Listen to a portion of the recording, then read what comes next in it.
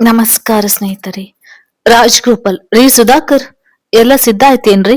ನಮ್ಮ ಕಂಪನಿಯ ಮಾಲೀಕರಾದ ರಾವ್ ಬಹದ್ದೂರ್ ಏಕಮಾತ್ರ ವಾರಸುದಾರರಾದ ಮಿಲಿಂದ್ ಸಾಹೇಬ್ರು ಅಮೆರಿಕದಲ್ಲಿ ಹೆಚ್ಚಿನ ವಿದ್ಯಾಭ್ಯಾಸವನ್ನು ಮುಗಿಸಿ ಬರ್ತಿದ್ದಾರೆ. ಯಾವ ಕಮ್ಮಿ ಆಗ್ಬಾರ್ದು ಅವರ ಸ್ವಾಗತದಲ್ಲಿ ತಿಳಿತಾ ಎಂದು Durga group of industry MD Rajgopal ತಮ್ಮ ಸೆಕ್ರೆಟರಿ ಸುಧಾಕರ್ಗೆ ತರಾಟೆ ತೆಗೆದುಕೊಳ್ಳುತ್ತಿರಲು ಹೊರಗಡೆ ಜವಾನ ಬಂದು ಸಾಹೇಬ್ರು ಬಂದ್ರು ಎಂದು ಹೇಳಿದಕ್ಕೆ ಇಬ್ಬರು ಆತುರವಾಗಿ ಹೊರಗಡೆ ಬರ್ತಾರೆ. ಸಕಲ ರಾಜ ಮರ್ಯಾದೆಯೊಂದಿಗೆ ಬರಮಾಡಿಕೊಂಡು ಮಿಲಿಂದ್ಗೆ ಅವರ ಕ್ಯಾಬಿನ್ ತೋರಲು, ಮಿಲಿಂದ್, ಎಸ್ ರಾಜ್ ಅಂಕಲ್, ನಮ್ಮ ಕಂಪನಿಯ ಎಲ್ಲ ಸ್ಟಾಫ್ ಪರಿಚಯ ಮಾಡಲು ಒಂದು ಚಿಕ್ಕ ಮೀಟಿಂಗ್ ಅರೇಂಜ್ ಮಾಡಿ ಎಂದು ಹೇಳುತ್ತಾ ಹಾಗೆ ಚೇರ್ಗೆ ಒರಗಲು ರಾಜ್ಗೋಪಾಲ್ ಸರಿ ಸರ್ ಎಂದು ಸೆಕ್ರೆಟರಿಗೆ ಕಾಲ್ ಮಾಡಿ ಮೀಟಿಂಗ್ ಅರೇಂಜ್ ಮಾಡ್ತಾರೆ. ಎಲ್ರೂ ಹೊಸ ಮಾಲೀಕರನ್ನು ಮೊದಲ ಬಾರಿಗೆ ನೋಡಲು ಕಾತರದಿಂದ ಕಾಯುತ್ತಿರಲು ಮಿಲಿಂದ್ ಬಂದು ಎಲ್ಲರಿಗೂ ನಮಸ್ಕರಿಸುತ್ತಾನೆ. ಎಲ್ಲಾ ಸಿಬ್ಬಂದಿಗಳ ಆಶ್ಚರ್ಯದಿಂದ ಎಷ್ಟು ದೊಡ್ಡ ಮನಸ್ಸು, ಅಷ್ಟು ಶ್ರೀಮಂತ ಮನೆತನದ ಮಗ, ಆದ್ರೂ ಗರ್ವ ಇಲ್ಲ ಎಂದು ಹೊಗಳುತ್ತಿರುವಾಗ ಮಾನಸಿ ಮೀಟಿಂಗ್ಗೆ ತಡವಾಯಿತು ಎಂದು ಓಡುತ್ತಾ ಒಳಗೆ ಬರಲು ಎಲ್ಲರೂ ಗೊಣಗುತ್ತಾ ಈ ಹುಡುಗಿದು ಪ್ರತಿದಿನ ಇದೇ ಹಾಡು ಎಂದು ಅವಳ ಮುಖ ನೋಡಲು ಸುಧಾಕರ್ ಮುಂದೆ ಬಂದು ಮಾನಸಿಯನ್ನು ಮಿಲಿಂದ್ ಪರಿಚಯ ಮಾಡಿಸಲು ಅವರ ಇಬ್ಬರನ್ನು ಮುಖಾಮುಖಿಯಾಗಿ ನಿಲ್ಲಿಸಲು ಮಿಲಿಂದ್ ಆಶ್ಚರ್ಯದಿಂದ ಅವಳ ಮುಖ ನೋಡಲು, ಮಾನಸಿ ಸಹ ಆಶ್ಚರ್ಯದಿಂದ ಅವನ ಮುಖ ನೋಡಲು ಮಿಲಿಂದ್ ಅವನನ್ನು ನೋಡಿ ಅಲ್ಲಿ ನಿಲ್ಲಲಾಗದೆ ಸರಸರನೆ ಹೊರಟು ಹೋಗ್ತಾನೆ. ಮಾನಸಿ ಅವನು ಹೋದ ದಾರಿಯನ್ನೇ ನೋಡುತ್ತಾ ಒಂದು ಮಾತನ್ನು ಹಾಡದೆ ಹೊರಟು ಹೋದನಲ್ಲ, ಅಮೆರಿಕ ಆತನನ್ನು ಅಷ್ಟೊಂದು ಬದಲಾಯಿಸಿತೆ ಎಂದು ಸಂಕಟ ಪಡುತ್ತಾ ನಿಂತು ಬಿಡುತ್ತಾಳೆ. ಮಿಲಿಂದ್ ಹೊರಟು ಹೋದ ದಾರಿಯನ್ನೇ ನೋಡುತ್ತಾ ನಿಂತ ಮಾನಸಿಯನ್ನು ಅವಳ ಸ್ನೇಹಿತೆ ಪರಿಧಿ ಬಂದು, ಏನಮ್ಮವರು ಹೊಸ ಬಾಸ್ನ ಆಗಿ ನೋಡ್ತಾ ಕಳೆದು ಹೋದಂತಿದೆ ಎಂದು ಸತಾಯಿಸಲು ಮಾನಸಿ ಪ್ರತಿಕ್ರಿಯೆಯಾಗಿ, ನಾನು ಕಳೆದು ಹೋಗಿ ವರ್ಷಗಳೇ ಕಳೆದಿವೆ ಎಂದು ಹೇಳುತ್ತಾ ತನ್ನ ಕೆಲಸದತ್ತ ಹೆಜ್ಜೆ ಹಾಕುತ್ತಾಳೆ. ಪರಿಧಿಗೆ ಏನು ಅರ್ಥವಾಗದೆ ತನ್ನ ಕೆಲಸದಲ್ಲಿ ಮುಳುಗಿ ಬಿಡುತ್ತಾಳೆ. ಮನೆಗೆ ಬಂದ ಮಗಳನ್ನು ತಾಯಿ ಸುಮಂಗಳ ಪ್ರೀತಿಯ ಎರಡು ಮಾತುಗಳನ್ನು ಹಾಡದೆ, ಬಟ್ಟೆ ಬದಲಾಯಿಸಿ ಬಾ, ನನ್ಗೂ ವಯಸ್ಸಾಯ್ತು, ಕೆಲಸದಲ್ಲಿ ಸಹಾಯ ಮಾಡು ಎಂದು ಹೇಳಿದಾಗ ಮಾನಸಿ ಸರಿ ಎಂದು ಅವರ ಸಹಾಯಕ್ಕೆ ನಿಲ್ತಾಳೆ. ಮಾತಿನ ಮಧ್ಯದಲ್ಲಿ, ಅಮ್ಮ, ಅಕ್ಕ ಇನ್ನು ಬಂದಿಲ್ವಾ ಎಂದು ಕೇಳಿದಾಗ ತಾಯಿ, ಇಲ್ಲ, ಅವಳಿಗೆ ಒಂದು ವಾರ ಟ್ರೈನಿಂಗ್ ಅಂತೆ, ಮಂಗಳೂರಿಗೆ ಹೋಗಿದ್ದಾಳೆ. ಅವಳದು ಸರ್ಕಾರಿ ನೌಕರಿ, ಕೈತುಂಬ ಸಂಬಳ ಬರುತ್ತೆ. ನಿನ್ಗೂ ಹೇಳಿ ಹೇಳಿ ಸಾಕಾಯ್ತು, ಅದೇನು ಉದ್ಯೋಗ ನಿನ್ನದು ತಿಳಿಯದು ಎಂದು ಗೊಣಗುವ ತಾಯಿಯ ಮುಖ ನೋಡಿದ ಮಾನಸಿ ತುಸು ಕೋಪದಿಂದಲೇ, ಉದ್ಯೋಗದಲ್ಲಿ ತಾರತಮ್ಯ ಯಾಕಮ್ಮ, ಅಕ್ಕ ದುಡಿದು ತಂದು ಕೊಡುವಷ್ಟೇ ನಾನು ಮನೆಗೆ ಕೊಡುದಿಲ್ವೇ ಎಂದಾಗ ತಾಯಿ, ಹಾ ಕೊಡ್ತಿ, ಬಹಳ ಎಲ್ಲಿ ಸಾಲುತ್ತೆ ಮನೆ ಖರ್ಚಿಗೆ ಎಂದು ಹೇಳುತ್ತಾ ಅಡುಗೆ ಕೆಲಸ ಮುಗಿಸಿ ಊಟ ಮಾಡು ಎಂದು ತಾವು ತಟ್ಟೆಗೆ ಅನ್ನ ಹಾಕಿಕೊಂಡು ಊಟ ಮಾಡಲು ಮಾನಸಿಗೆ ಏಕೋ ಊಟ ಗಂಟಲಲ್ಲಿ ಇಳಿಯದೆ ತನಗೆ ಹಸಿವಿಲ್ಲ, ನಾನ್ ಮಲಗ್ತೇನೆ ಎಂದು ತನ್ನ ಕೋಣೆಗೆ ಹೋಗ್ತಾಳೆ. ರೂಮಿಗೆ ಬಂದು ಮಲಗಿದ ಮಾನಸಿಗೆ ನಿದ್ರೆಯೂ ಸುಳಿಯದು, ಮನಸ್ಸು ಹಿಂಡಿದ ಅನುಭವ. ಅಮ್ಮ ಯಾಕೆ ಎಷ್ಟು ತಾರತಮ್ಯ ಮಾಡ್ತಾಳೆ, ನಾನು ಅಕ್ಕ ಇಬ್ಬರು ಅವರಿಗೆ ಮಕ್ಕಳೇ ಅಲ್ವೇ, ಉದ್ಯೋಗ ಯಾವುದಾದ್ರೇನು, ನಾನು ಈ ಮನೆಗೆ ದುಡಿಯುತ್ತಿಲ್ವೇ, ಛೇ, ಬೇಡದ ವಿಷಯಗಳಿಂದ ಮನಸ್ಸು ನೊಂದುಕೊಳ್ಳುತ್ತಿದೆ. ಅಕ್ಕ ಮಂಗಳೂರಿಗೆ ಹೋದ ವಿಚಾರ ನಂಗೆ ಹೇಳಲೇ ಇಲ್ವಲ್ಲ, ನಾನು ಈ ಮನೆಯಲ್ಲಿ ಏನು ಇಲ್ವೇ, ಯಾಕೆ ಮನಸ್ಸಿಷ್ಟು ನೋವು ಕೊಡುತ್ತದೆ, ಮಲಗಿಬಿಡೋಣ ಎಂದು ಮಲಗಿಕೊಳ್ತಾಳೆ. ಬೆಳಿಗ್ಗೆ ಎದ್ದ ಮಾನಸಿ ತನ್ನ ಮೊಬೈಲ್ಗೆ ಹೊಸ ನಂಬರ್ನಿಂದ ಮೆಸೇಜ್ ನೋಡಿ ಯಾರಿದು ಎಂದು ನೋಡಿದಾಗ ಯಾವುದೋ ಅನೌನ್ ನಂಬರ್ ಎಂದು ಅದಕ್ಕೆ ತಲೆಕೆಡಿಸಿಕೊಳ್ಳದೆ ತನ್ನ ಕೆಲಸ ಮುಗಿಸಿ ಆಫೀಸ್ನತ್ತ ಹೆಜ್ಜೆ ಹಾಕ್ತಾಳೆ. ಆಫೀಸ್ಗೆ ಬಂದ ಮಾನಸಿಯನ್ನು ಆಫೀಸ್ ಬಾಯ್ ಬಂದು ಬಾಸ್ ಕರೆತಿದ್ದಾರೆ ಎಂದಾಗ ಮಾನಸಿ ಸರಿ ಎಂದು ಮಿಲಿಂದ್ನ ಕ್ಯಾಬಿನ್ಗೆ ಹೋಗ್ತಾಳೆ. ಮೇ ಐ ಕಮಿನ್ ಸರ್ ಎಂದಾಗ ಮಿಲಿಂದ್ ಎಸ್ ಬನ್ನಿ ಎಂದು ಚೇರ್ ತೋರಿಸಿ ಕುಳಿತುಕೊಳ್ಳಲು ಹೇಳ್ತಾನೆ. ಮಾನಸಿ ಕುಳಿತುಕೊಂಡು ಹೇಳಿ ಸರ್ ಎಂದು ಅವನ ಮುಖ ನೋಡಲು ಮಿಲಿಂದ್ ಎದ್ದು ಬಂದು ಮಂಡಿಯೂರಿ, ಮಾನಸಿ ದಯವಿಟ್ಟು ಈಗಲಾದ್ರೂ ಎಂದು ಏನೋ ಹೇಳುವ ಸಮಯಕ್ಕೆ ಬಾಗಿಲು ಸದ್ದಾಗಲು ಲಘುಬಗೆಯಿಂದ ಎದ್ದು ಮಿಲಿಂದ್ ತಿರುಗಿ ನೋಡಲು ಆಫೀಸ್ ಬಾಯ್ ಕಾಫಿ ಕಪ್ ಹಿಡಿದು ಬಂದಿರ್ತಾನೆ. ಮಿಲಿಂದ್ ಸುಮ್ಮನೆ ಹೋಗಿ ತನ್ನ ಚೇರಲ್ಲಿ ಕುಳಿತುಕೊಳ್ತಾನೆ. ಮಾನಸಿ ಯೋಚಿಸ್ತಾ ಮಿಲಿಂದ್ ಏನೋ ಹೇಳ ಬಯಸಿದರು, ಏನದು ಎಂದು ಅವನ ಮುಖ ನೋಡಲು ಮಿಲಿಂದ್ ಗಂಟಲ್ ಸರಿ ಮಾಡಿಕೊಂಡು, ಮನಸ್ವಿ ಹೇಗಿದ್ದಾಳೆ, ನನ್ನಿಂದ ದೂರವಾಗಿ ಅವಳು ತುಂಬಾ ಸಂಕಟ ಪಟ್ಟಿರ್ಬೇಕಲ್ವೇ, ನನ್ಗೊತ್ತು, ಅವಳು ನಿನ್ನಷ್ಟು ಗಟ್ಟಿ ಮನಸ್ಸಿನವಳಲ್ಲ, ತುಂಬಾ ಮೃದು. ನಾಳೆ ಮನೆಗೆ ಬರ್ತೇನೆ, ಮನಸ್ವಿಯನ್ನು ನೋಡಿ ತುಂಬಾ ದಿನಗಳೇ ಆಗಿದೆ ಎಂದು ತನ್ನ ಲೋಕದಲ್ಲೇ ಕಳೆದು ಹೋದವನನ್ನು ನೋಡಿದ ಮಾನಸಿ ಅಲ್ಲಿ ಕೂರಲಾಗದೆ ಎದ್ದು ಹೊರಗೆ ಬಂದು ಬಿಡುತ್ತಾಳೆ. ಹೊರಗೆ ಬಂದ ಮಾನಸಿ ಅಲ್ಲಿ ಕೆಲಸ ಮಾಡಲು ಆಗದೆ ಅರ್ಧ ದಿನದ ರಜೆ ಪಡೆದು ಮನೆಗೆ ಹೊರಟು ಹೋಗ್ತಾಳೆ. ಮನೆಗೆ ಬಂದ ಮಾನಸಿ ಅವಳ ಅಕ್ಕ ಮಧುರ ಬಂದಿರುವುದು ನೋಡಿ ಸಂತೋಷದಿಂದ ಅವಳನ್ನು ಅಪ್ಪಿಕೊಂಡು ಹೇಗಿದೆಯಾ ಅಕ್ಕ ಎಂದು ವಿಚಾರಿಸಲು ಮಧುರ, ಹಾ ಚೆನ್ನಾಗಿದ್ದೀನಿ, ಅಲ್ವೇ ಮನು? ಅಮ್ಮನ ಆಸೆಯಂತೆ ಹಾಗೆ ಮನಸ್ವಿಯಂತೆ ಹೆಚ್ಚಿಗೆ ಸಂಬಳ ಬರುವ ಉದ್ಯೋಗ ಮಾಡುವುದು ಬಿಟ್ಟು ಇದೇನೆ ಖಾಸಗಿ ಕಂಪನಿಯಲ್ಲಿ ಕೆಲಸ ಮಾಡ್ತಿದ್ಯಾ? ಮನಸ್ವಿ ಒಬ್ಬಳೆ ಎಷ್ಟು ದಿನ ಹೀಗೆ ಮದುವೆ ಆಗದೆ ಕಷ್ಟಪಡ್ಬೇಕು ಹೇಳು ಎಂದಾಗ ಮಾನಸಿಗೆ ಸಂಕಟವಾಗುತ್ತದೆ. ಆದರೂ ತೋರಿಸಿಕೊಳ್ಳದೆ ಏನ್ ಮಾಡುದು ಸಿಸ್ಟರ್, ಎಲ್ಲ ಹಣೆಬರ ಎಂದು ಒಳಗೆ ಹೋಗ್ತಾಳೆ. ರೂಮಿಗೆ ಹೋದ ಮಾನಸಿ, ಹೌದು ಇವರು ಹೇಳೋದು ಸರಿ, ಆದ್ರೆ ಏನ್ ಮಾಡ್ಲಿ, ನನ್ನ ಬುದ್ಧಿಗೆ ಆ ಸರ್ಕಾರಿ ಉದ್ಯೋಗ ಪಡೆಯುವಷ್ಟು ಚಾತುರ್ಯ ಇಲ್ಲ ಎಂದು ಇವರಿಗೆ ಹೇಗೆ ಹೇಳುವುದು? ಹೋಗಲಿ, ಮೊದಲು ಅಕ್ಕನ ಮದ್ವೆ ಮಾಡ್ಬೇಕು, ಇಲ್ಲಾಂದ್ರೆ ಇವರೆಲ್ಲ ಅವಳ ಕಷ್ಟವನ್ನೇ ಹೇಳಿ ಹೇಳಿ ನನ್ನ ಸಾಯಿಸ್ತಾರೆ. ಹಾಗೆ ಹಾಸಿಗೆ ಮೇಲೆ ಬಿದ್ದಿರುವ ಮಾನಸಿಗೆ ಮಿಲಿಂದ್ ಮಾತು ನೆನಪಾಗಿ ಅವನು ಏನೋ ಹೇಳ ಬಯಸಿದ. ಮನಸ್ವಿ ಬಗ್ಗೆ ಕೇಳ್ತಿದ್ದ, ಅಲ್ಲ ಅಕ್ಕನ ಬಗ್ಗೆ ಯಾಕೆ ಕೇಳಿದು? ಓ, ಎಷ್ಟೇ ಆದ್ರೂ ಇಬ್ಬರು ಪ್ರೀತಿಸಿದವರು ಅಲ್ವೇ, ಹಾಗಾದ್ರೆ ನಾನು ಎಂದು ಮುಂದೆ ಯೋಚಿಸಲಾಗದೆ ಬರುವ ಕಣ್ಣೀರು ಒರೆಸಿಕೊಳ್ಳುತ್ತಾ ಮಾನಸಿ, ಛೇ, ನನ್ನ ಮನದ ಯೋಚನೆ ದೂರವಾಗ್ಬೇಕು. ಮೇಲಿಂದ ಅಕ್ಕನನ್ನು ಇಷ್ಟಪಟ್ಟಿದ್ದ, ಅವರಿಬ್ಬರೇ ಚೆನ್ನಾಗಿರಲಿ, ನಾನು ದೂರ ಇರುವುದೇ ಲೇಸು ಎಂದು ಮಲಗಿ ಬಿಡ್ತಾಳೆ. ಮರುದಿನ ಮನೆಗೆ ಬಂದ ಮೇಲಿಂದ ನನ್ನ ತಾಯಿ ಸುಮಂಗಳ ಸಂತಸದಿಂದ ಸ್ವಾಗತಿಸಲು ಮೇಲಿಂದ ನೇರವಾಗಿ ಮನಸ್ವಿಯ ವಿಚಾರ ತಿಳಿಸಿದಾಗ ಸುಮಂಗಳರ ಸಂತಸಕ್ಕೆ ಪಾರವೇ ಇರದು. ಒಂದು ಗಳಿಗೆಯೂ ಯೋಚಿಸದೆ ಒಪ್ಪಿಗೆ ನೀಡ್ತಾರೆ. ಅದೇ ಸಮಯಕ್ಕೆ ಮನೆಗೆ ಬಂದ ಮನಸ್ವಿಯನ್ನು ನೋಡಿದ ಮೇಲಿಂದ ಸಂತಸದಿಂದ ಅವಳ ಬಳಿ ಹೋಗಲು ಮನಸ್ವಿ ತಡವರಿಸುತ್ತ ನಾಟಕೀಯ ನಗು ಬೀರಿ ಮದುವೆಯ ವಿಚಾರಕ್ಕೆ ಒಪ್ಪಿಗೆ ಸೂಚಿಸ್ತಾಳೆ. ಮೇಲಿಂದ ಸಂತಸದಿಂದ ಹೊರಟು ಹೋಗ್ತಾನೆ. ಮನಸ್ವಿ ರೂಮಿಗೆ ಹೋಗಿ ತಲೆ ಚಚ್ಚಿಕೊಳ್ಳುತ್ತಾ, ದೇವರೇ, ಇವನೊಬ್ಬ ಈಗ್ಲೇ ಬರ್ಬೇಕೆ? ಇರಲಿ ನೋಡೋಣ, ಒಂದು ವಾರದಲ್ಲಿ ನನ್ನ ಭವಿಷ್ಯ ಬದಲಾಯಿಸುವ ದಾರಿ ಸಿಗುತ್ತಾ ನೋಡೋಣ. ಅದೃಷ್ಟ ಎರಡು ನನ್ನ ಪರವಾಗಿ ಇದೆ. ಒಂದು ನಾನು ಚಿಕ್ಕ ವಯಸ್ಸಿನಿಂದ ಕಂಡ ಕನಸು ನನಸಾಗುವುದು, ಇಲ್ಲವೇ ಅಗರ್ಭ ಶ್ರೀಮಂತನ ಹೆಂಡತಿಯ ಪಟ್ಟ ಯಾರಿಗುಂಟು ಯಾರಿಗಿಲ್ಲ, ಇಂತಹ ಭಾಗ್ಯ ಎಂದು ಗರ್ವದಿಂದ ಕನಸು ಕಾಣುತ್ತಾ ಹಾಗೆ ಹಾಸಿಗೆ ಮೇಲೆ ಮಲಗಿಬಿಡ್ತಾಳೆ. ಹೊರಗಡೆ ಮಧುರ ಜೊತೆಗೆ ಮಾತನಾಡುತ್ತಾ ಸುಮಂಗಳ ಸಂತಸದಿಂದ, ನೋಡಿದ್ಯಾ ಮಧು, ನಮ್ಮ ಮನಸ್ವಿ ಅದೃಷ್ಟವನ್ನು, ಅವಳು ಏನೇ ಬಯಸಿದರೂ ಅದನ್ನು ಪಡೆದೇ ತೀರ್ತಾಳೆ. ಅಂದುಕೊಂಡಂತೆ ಸರ್ಕಾರಿ ಉದ್ಯೋಗ, ಈಗ ಶ್ರೀಮಂತನ ಮನೆಯ ಸೊಸೆ ಆಗ್ತಿದ್ದಾಳೆ. ಈ ಮಾನಸಿ ನೋಡು, ಯಾವ ಸಾಧನೆ ಮಾಡದೆ ಹಾಗೇ ಇದ್ದಾಳೆ. ಇಬ್ಬರು ಅವಳಿ ಮಕ್ಕಳು, ಆದ್ರೆ ಸ್ವಲ್ಪವೂ ಹೋಲಿಕೆ ಇಲ್ಲ. ಇಬ್ಬರಲ್ಲೂ ನನ್ನ ಮನಸ್ವಿ ಅದೃಷ್ಟ ದೇವತೆ ಎಂದು ಸಂತಸ ಪಡುವ ತಾಯಿಯನ್ನು ನೋಡಿ ದುಃಖದಿಂದ ತನ್ನ ರೂಮ್ಗೆ ಹೋಗ್ತಾಳೆ ಮಾನಸಿ. ರೂಮಿನಲ್ಲಿ ತನ್ನ ಪ್ರೀತಿಯನ್ನು ಬಿಟ್ಟುಕೊಡಲು ಮನಸ್ಸು ಗಟ್ಟಿಗೊಳಿಸುವ ಪ್ರಯತ್ನದಲ್ಲಿ ಮಾನಸಿ ಕ್ಷಣ ಕ್ಷಣವೂ ಸೋಲುತ್ತಿರುತ್ತಾಳೆ. ಮದುವೆ ದಿನ ಗೊತ್ತು ಮಾಡಲು ಮರುದಿನ ಅವನ ಕುಟುಂಬ ಮನಸ್ವಿ ಮನೆಗೆ ಬರುತ್ತದೆ. ಮೇಲಿನ ತಾಯಿ ಪ್ರಮಿಳಾ ಮಾನಸಿಯ ನೋಡಿ ಅವಳೇ ಮನಸ್ವಿ ಎಂದು ತಿಳಿದುಕೊಂಡು ಮಾತನಾಡಲು ಮಿಲಿಂದ್ ಮುಂದೆ ಬಂದು ಮನಸ್ವಿ ಕೈ ಹಿಡಿದು ತಾಯಿಯ ಕಾಲಿಗೆ ನಮಸ್ಕಾರ ಮಾಡುತ್ತಾ, ಅಮ್ಮ ಇವ್ರೇ ನಿನ್ನ ಸೊಸೆ ಎಂದಾಗ ಪ್ರಮಿಳಾ ನಿರಾಸೆಯಿಂದ, ಸರಿ ಹಾಗಾದ್ರೆ ಈ ಹುಡುಗಿ ಎಂದು ಮುಖ ನೋಡಲು ಸುಮಂಗಳ ಮುಂದೆ ಬಂದು, ಇವಳು ನನ್ನ ಕೊನೆಯ ಮಗಳು ಮಾನಸಿ ಎಂದಾಗ ಪ್ರಮಿಳಾ, ಅರೆ ನೋಡಲು ಇಬ್ಬರು ಒಂದೇ ತರ ಇದ್ದಾರೆ ಎಂದು ಆಶ್ಚರ್ಯದಿಂದ ನೋಡ್ತಾರೆ. ಮದುವೆ ದಿನ ಗೊತ್ತು ಮಾಡಿ ತಿಳಿಸ್ತೇವೆ ಎಂದು ಹೇಳಿ ಮಿಲಿಂದ ತಾಯಿಯೊಂದಿಗೆ ಹೊರಟು ಹೋಗ್ತಾನೆ. ಮಿಲಿಂದ ತಾಯಿ ಮಾತನಾಡುತ್ತಾ, ಮನಸ್ವಿ ಮತ್ತು ಮಾನಸಿಯರಲ್ಲಿ ಯಾವುದು ವ್ಯತ್ಯಾಸವೂ ಇಲ್ಲ ಅಲ್ವಾ ಮುನ್ನ? ತಾಯಿ ಪ್ರೀತಿಯಿಂದ ಮಿಲಿಂದನ್ನು ಕರೆಯುವುದು ರೂಢಿ. ಮಿಲಿಂದ್ ಯಾವುದೇ ಭಾವನೆ ತೋರದೆ ಹಾಮ ಎಂದು ಹೇಳಿ ಹೊರಟು ಹೋಗ್ತಾನೆ.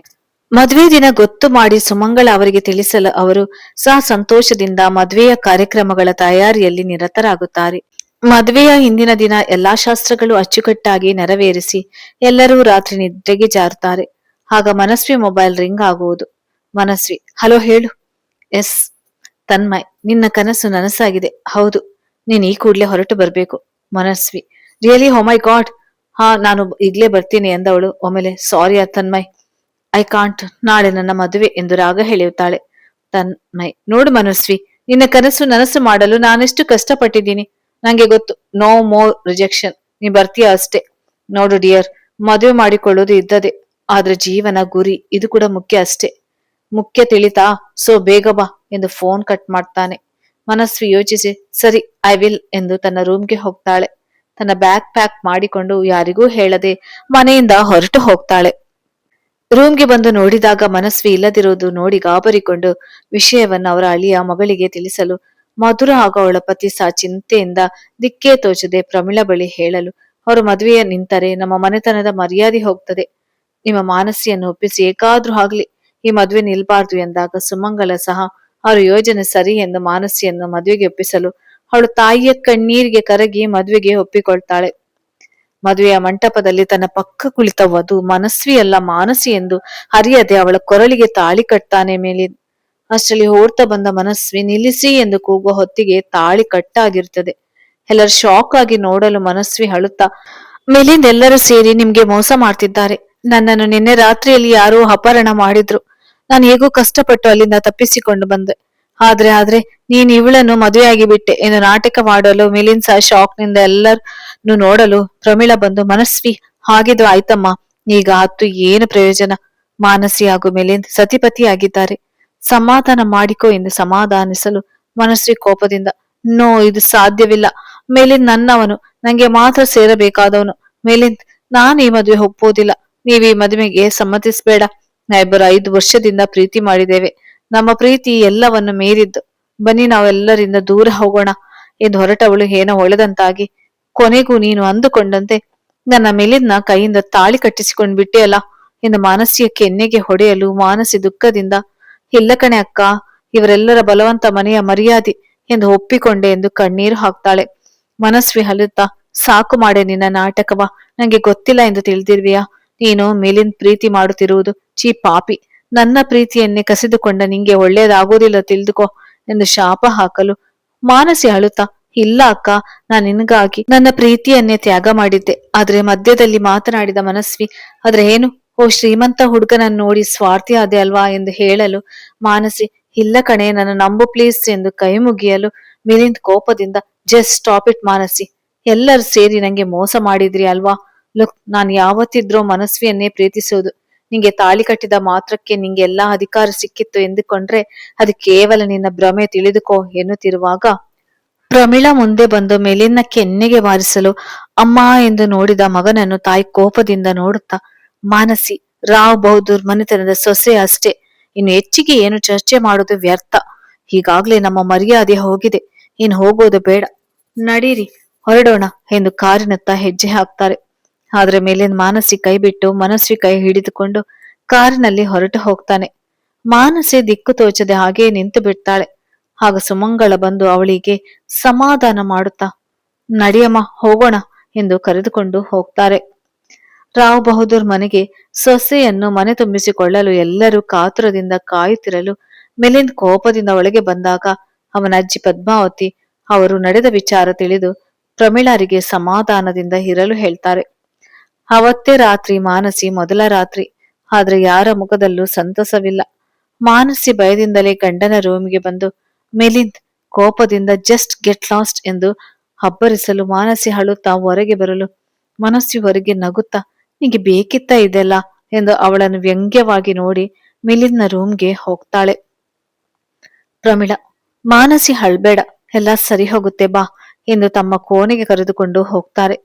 ಈತ ರೂಮಿಗೆ ಬಂದ ಮನಸ್ವಿಯನ್ನು ನೋಡಿದ ಮಿಲಿಂದ್ ಅವಳನ್ನು ತಬ್ಬಿಕೊಂಡು, ಐ ಆಮ್ ಸಾರಿ ಜಾನು, ಎಲ್ಲರೂ ಸೇರಿ ನಮ್ಗೆ ಎಂತ ಮೋಸ ಮಾಡಿದ್ರು. ಆದ್ರೆ ಡೋಂಟ್ ವರಿ, ಯಾವತ್ತಿದ್ರು ನೀನೇ ನನ್ನ ಹೆಂಡತಿ. ನಾನ್ ನಾಳೆಯೇ ಲಾಯರ್ನ ಮೀಟ್ ಮಾಡ್ತೇನೆ.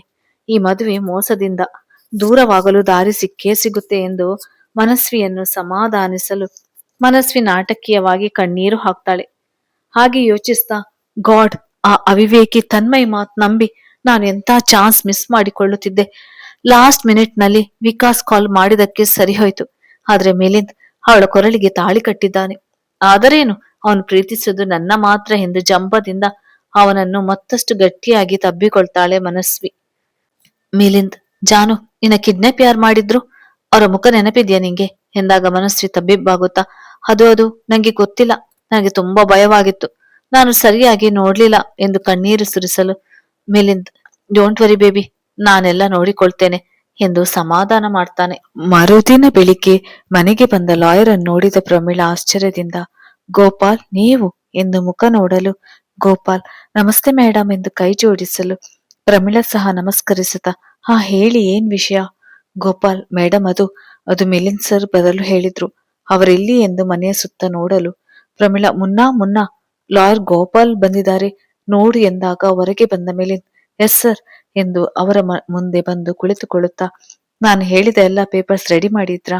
ಗೋಪಾಲ್, ಹೌದು ಸರ್, ಎಲ್ಲ ರೆಡಿ ಇದೆ, ನೀವಿಬ್ಬರು ಸೈನ್ ಮಾಡಿದ್ರೆ ಆಯ್ತು, ಕೋರ್ಟಿಗೆ ಪ್ರೊಡ್ಯೂಸ್ ಮಾಡ್ತೀನಿ ಎಂದಾಗ ಮಧ್ಯದಲ್ಲಿ ಮಾತನಾಡಿದ ಪ್ರಮೀಳಾ, ಗೋಪಾಲ್, ಯಾವ ಪೇಪರ್ಸ್, ಏನ್ ವಿಷಯ ಎಂದು ತುಸು ಅನುಮಾನದಿಂದಲೇ ಕೇಳಲು ಮಿಲಿಂದ್ ಕೂಲ್ ಆಗಿ ಅದು ಮಾಮ್ ಡೈವರ್ಸ್ ಪೇಪರ್ಸ್ ಎಂದಾಗ ಮರುಕ್ಷಣವೇ ಪ್ರಮಿಳಾರ ಕೈ ಅವನ ಕೆನ್ನೆಗೆ ಬಾರಿಸಿ, ನಿಂಗೇನಾದ್ರೂ ತಲೆ ಕೆಟ್ಟಿದೆಯಾ ಮಿಲಿಂದ್? ನಿನ್ನೆ ಅಷ್ಟೇ ಮದುವೆಯಾಗಿದೆ, ಇವತ್ತು ಇವತ್ತು ಎಂದು ದುಃಖದಿಂದ ಮುಂದೆ ಮಾತನಾಡಲಾಗದೆ ಕುಸಿದು ಕುಳಿತುಕೊಳ್ತಾರೆ.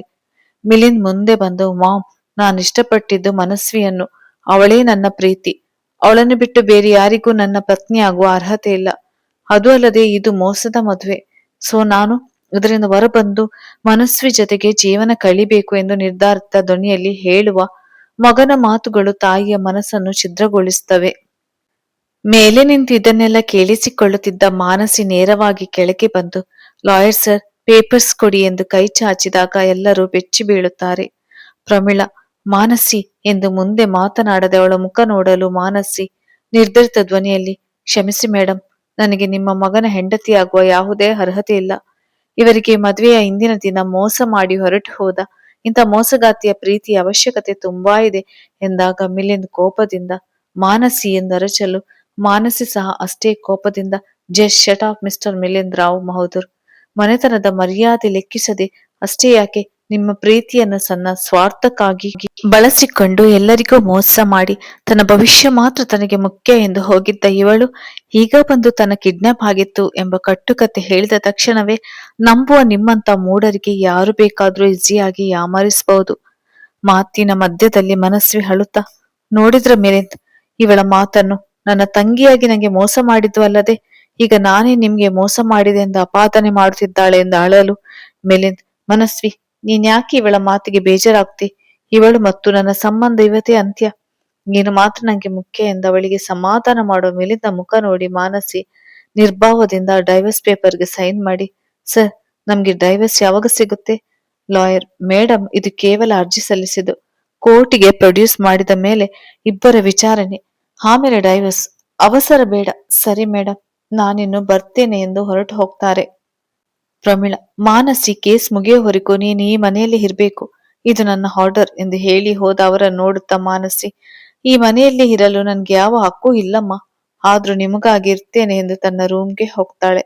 ಇತ್ತ ಮಿಲಿಂದ್ ಸಹ ಆಫೀಸ್ಗೆ ಹೋಗ್ತಾನೆ. ಮನಸ್ವಿ ತನ್ನ ರೂಮ್ಗೆ ಹೋಗಿ ಬಾಗಿಲು ಹಾಕಿಕೊಂಡು ಯಾರೆಂದುಕೋ ಮೊಬೈಲ್ನಲ್ಲಿ ಮಾತನಾಡುತ್ತಾ, ಹೇಳು, ಸರಿಯಾದ ಸಮಯದಲ್ಲಿ ನೀವು ಕಾಲ್ ಮಾಡಿ ಹೇಳದಿದ್ದರೆ, ಇಲ್ಲವಾದಲ್ಲಿ ನಾನು ತುಂಬಾ ನಷ್ಟ ಅನುಭವಿಸಬೇಕಾಗ್ತಿತ್ತು.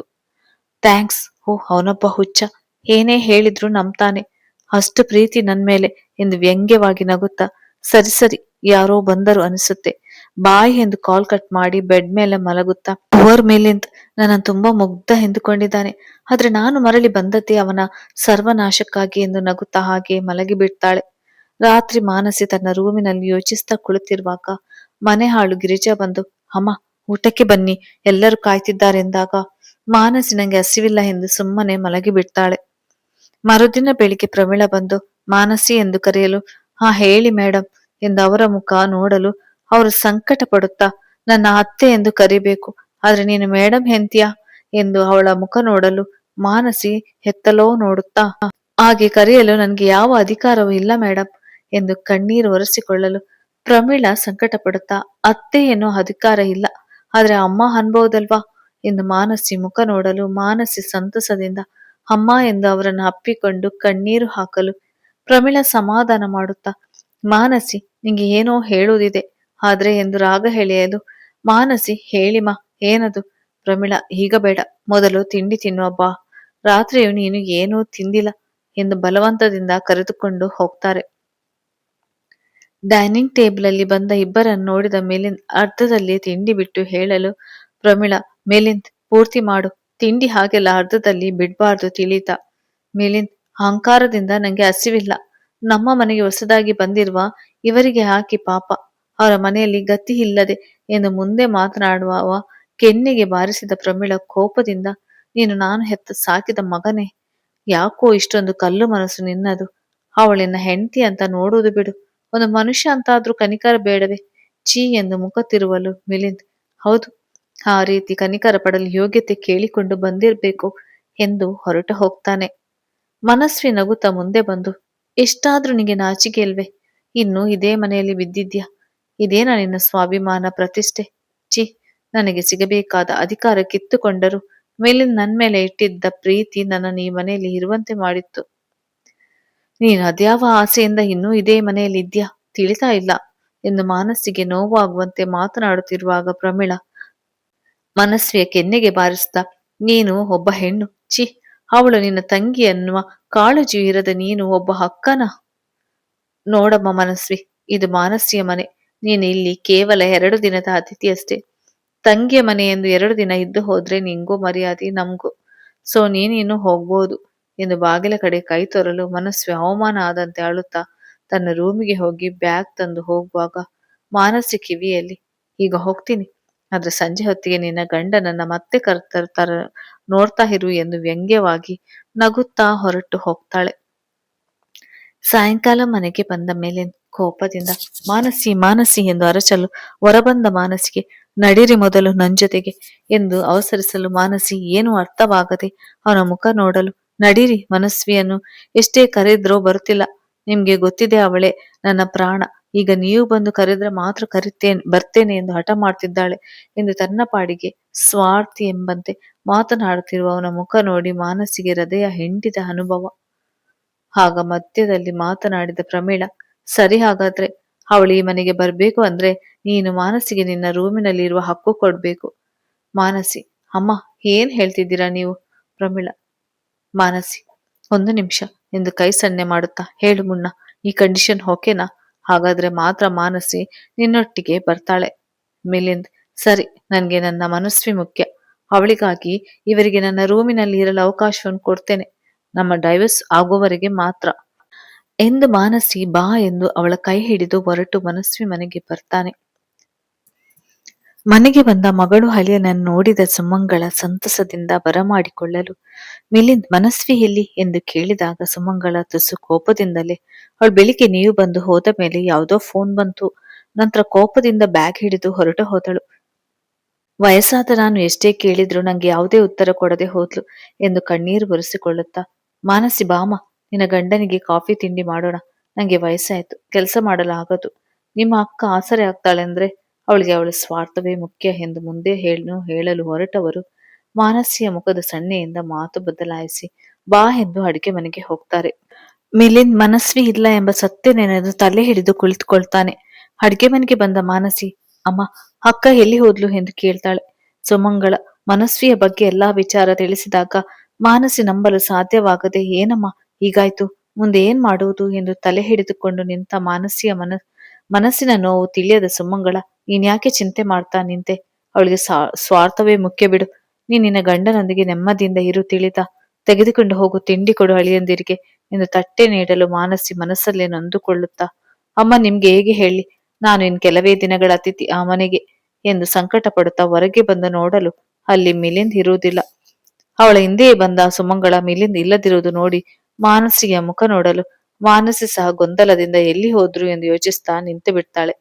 ಆಗ ಪ್ರಮೀಳಾ ಕಾಲ್ ಮಾಡಿ, ಹಲೋ ಮಾನಸಿ, ಬೇಗ ಬಾರಮ್ಮ, ಮಿಲಿಂದ್ಗೆ ಆಕ್ಸಿಡೆಂಟ್ ಆಗಿದೆ ಎಂದಾಗ ಮಾನಸಿ ಅಳುತ್ತಾ, ಅಮ್ಮ, ಏನ್ ಹೇಳ್ತಿದ್ದೀರಾ ಎಂದು ಗಾಬರಿ ಹಾಗೂ ದುಃಖದಿಂದ ಕೇಳಲು ಪ್ರಮೀಳಾ, ಮಾನಸಿ, ಅದನ್ನೆಲ್ಲ ಕೇಳಲು ಸಮಯವಿಲ್ಲ, ದಯವಿಟ್ಟು ಬೇಗ ಬಾ ಎಂದು ಕಾಲ್ ಕಟ್ ಮಾಡ್ತಾರೆ.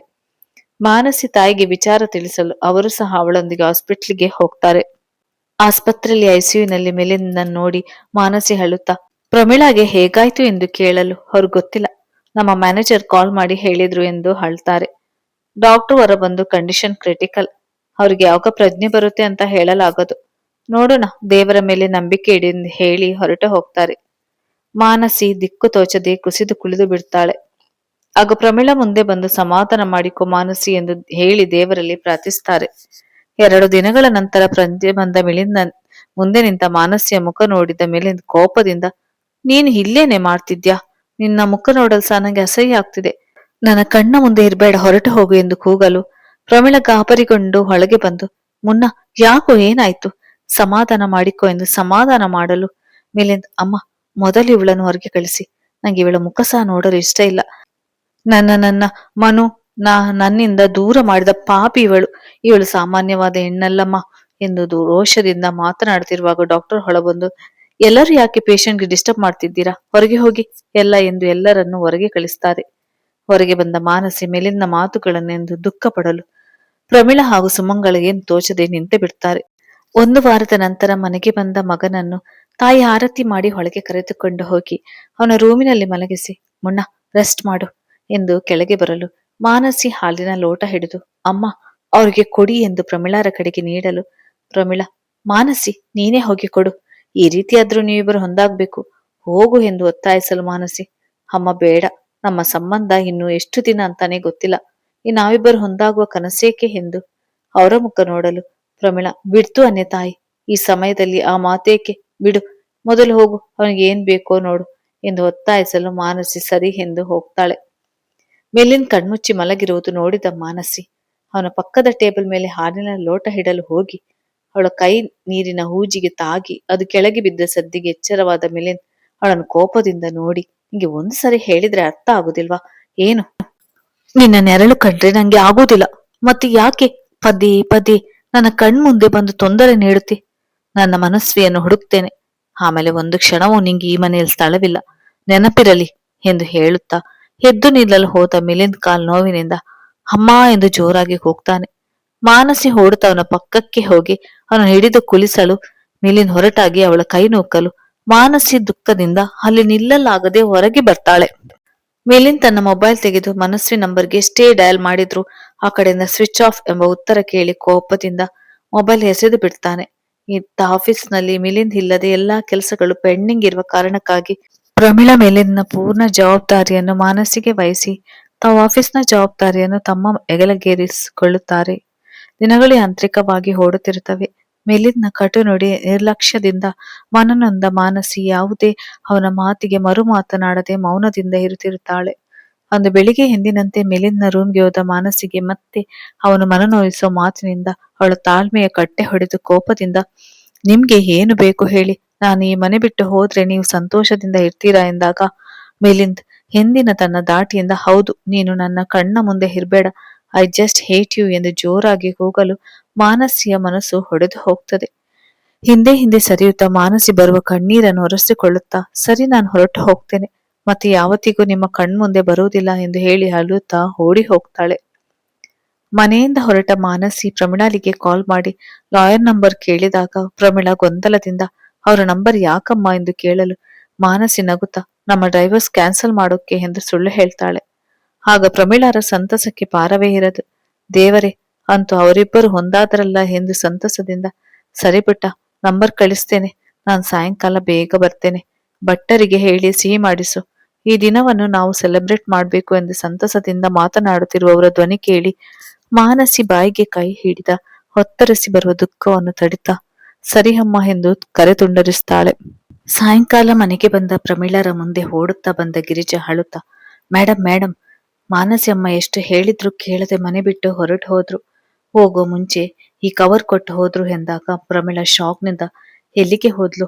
ನಾನು ಮಧ್ಯಾಹ್ನದ ವೇಳೆಗೆ ಕಾಲ್ ಮಾಡಿ ಮಾತನಾಡಿದ್ದೇನೆ ಎಂದು ಏನೋ ಅನಾಹುತ ನಡೆದಿದೆ ಎಂದು ಪ್ರಮೀಳಾ ಗಾಬರಿಯಿಂದ ಕವರ್ ತೆಗೆದು ಹೋದಲು ಮಾನಸಿ ಎಂದು ದುಃಖದಿಂದ ಹಾಗೆಯೇ ಕುಸಿದು ಬಿಡುತ್ತಾರೆ. ಮನೆಗೆ ಬಂದ ಪ್ರಮೀಳಾ ಮಾನಸಿಯ ಕಾಗದ ನೋಡಿ ದುಃಖದಿಂದ ಕುಸಿದು ಬಿಡುತ್ತಾರೆ. ಕಾಗದ ಪತ್ರದ ಒಕ್ಕನೆ ಈ ರೀತಿ ಇರುತ್ತದೆ. ಪ್ರೀತಿಯ ಅಮ್ಮನಿಗೆ ನನ್ನ ಕೊನೆಯ ನಮಸ್ಕಾರ. ನನ್ನ ಕ್ಷಮಿಸಿ ಅಮ್ಮ, ನಾನು ಈ ಬಂಧನದಿಂದ ದೂರ ಹೋಗ್ತಿದ್ದೇನೆ. ಕಾರಣ ನಿಮ್ಗೆ ತಿಳಿದೇ ಇದೆ. ಒಂದು ಹೆಣ್ಣು ಗಂಡ ಕುಡುಕ ಆಗಿರಲಿ ಸೋಮಾರಿ ಆಗಿರ್ಲಿ ಅವಳು ಹೊಂದಿಕೊಂಡು ಜೀವನ ಮಾಡ್ತಾಳೆ.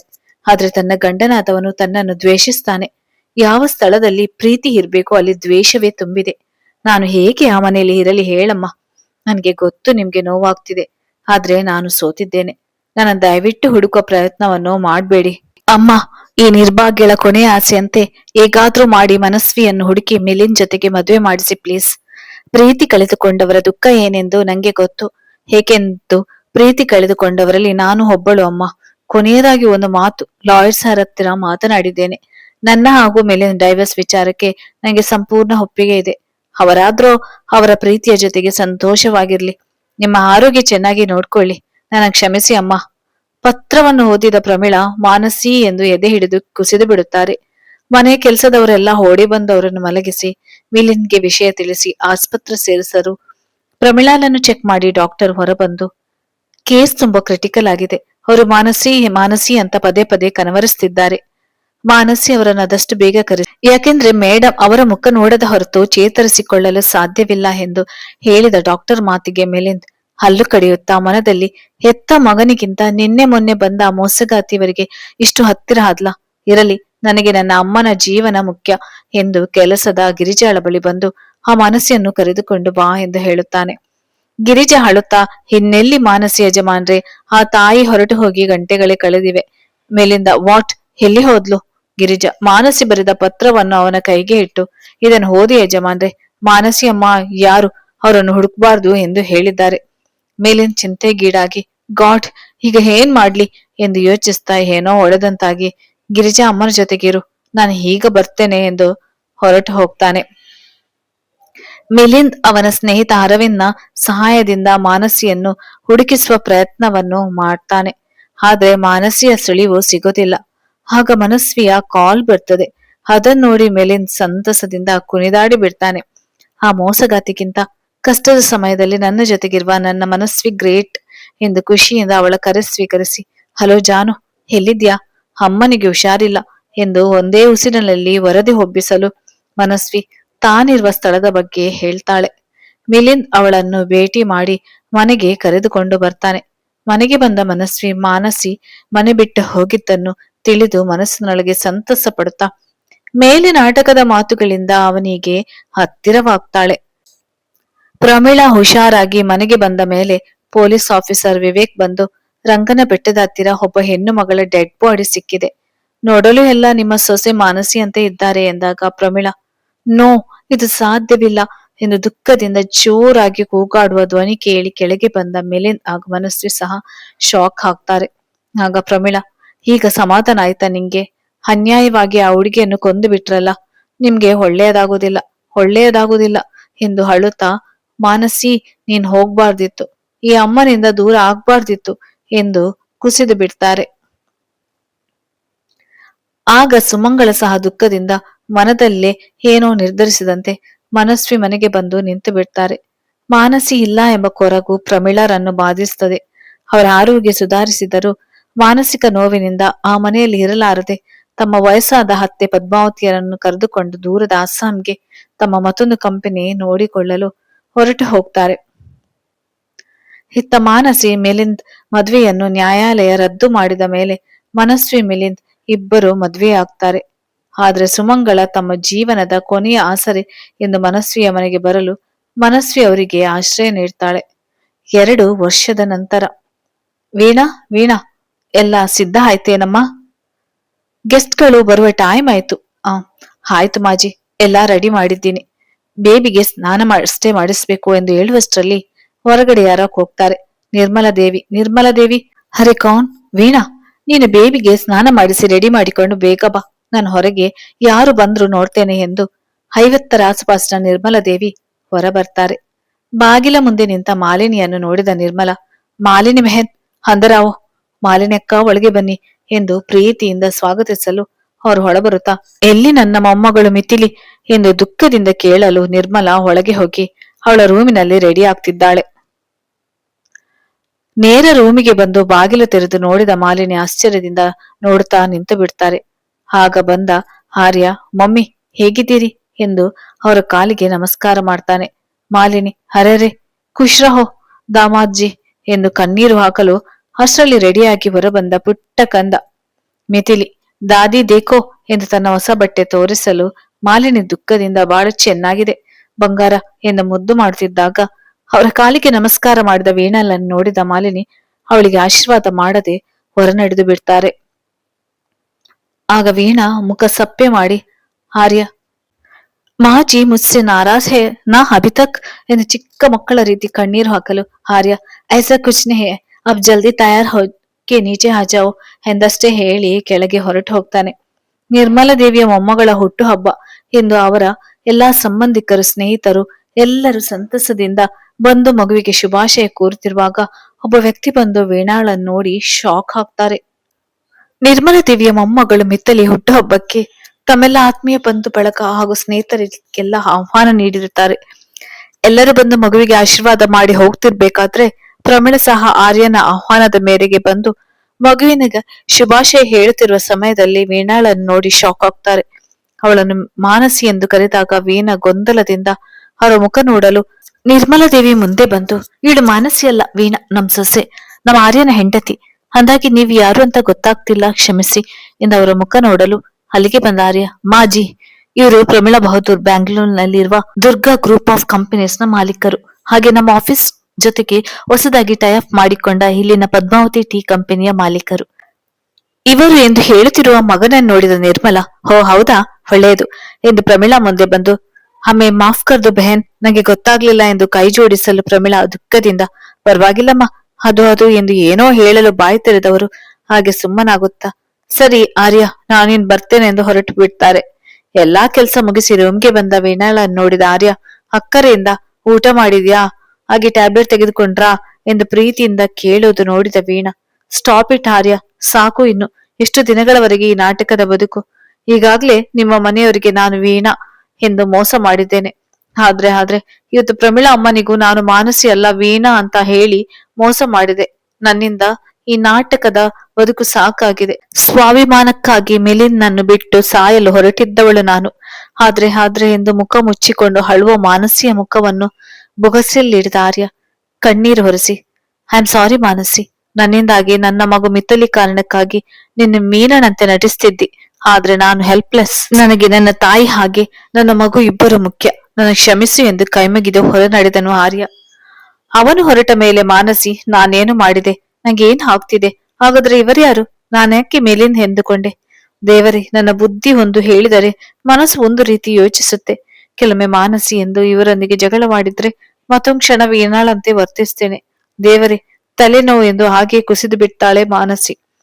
ಆರ್ಯ ತನ್ನ ಸ್ಟಡಿ ರೂಮ್ಗೆ ಹೋಗಿ ವೀಣಾಳ ಫೋಟೋ ಹಿಡಿದು, ವೀಣಾ, ನೀನ್ ದೈಹಿಕವಾಗಿ ನನ್ನೊಂದಿಗಿಲ್ಲ, ಆದರೆ ಮಾನಸಿಕವಾಗಿ ನೀನ್ ನನ್ನೊಂದಿಗಿದ್ಯಾ.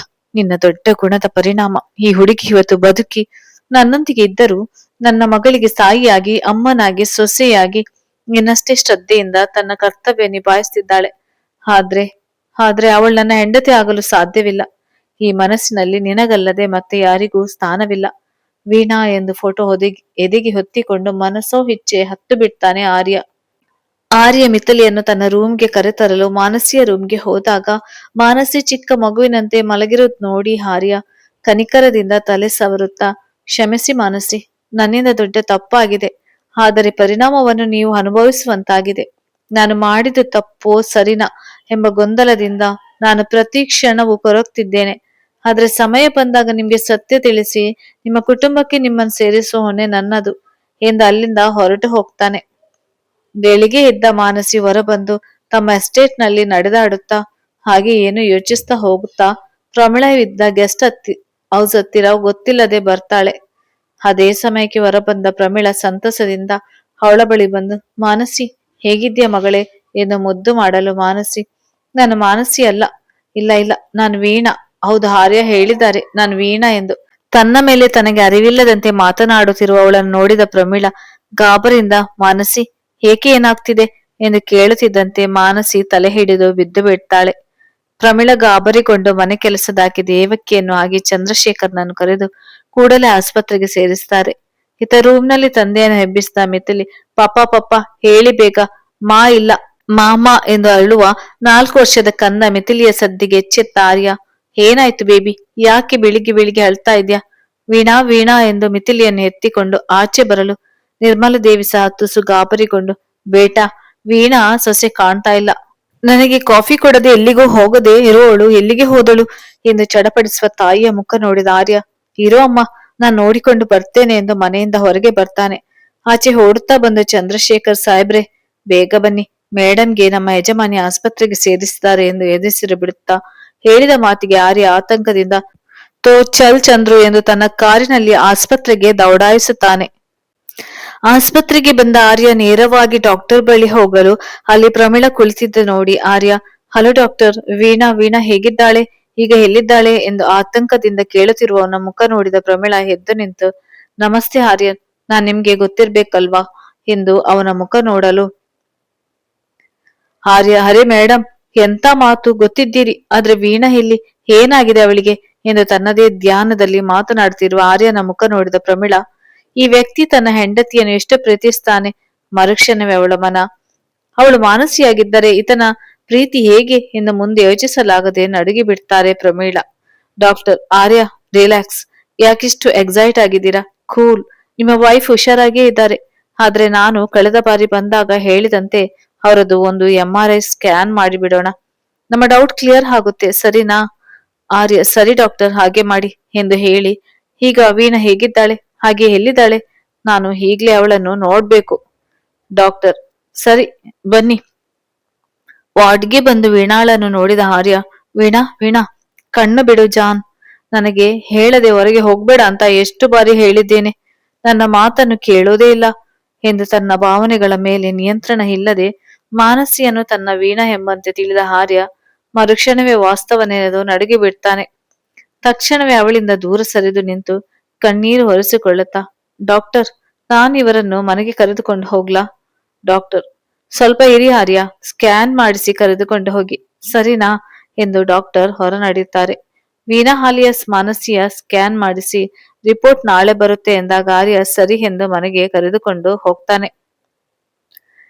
ಪ್ರಮೀಳಾ ಅವನ ನಡವಳಿಕೆ ನೋಡಿ ಏನೋ ಸಮಸ್ಯೆ ಇದೆ, ಕೇಳಲು ಇದು ಸರಿಯಾದ ಸಮಯ ಅಲ್ಲ ಎಂದು ಸುಮ್ಮನಾಗುತ್ತಾರೆ.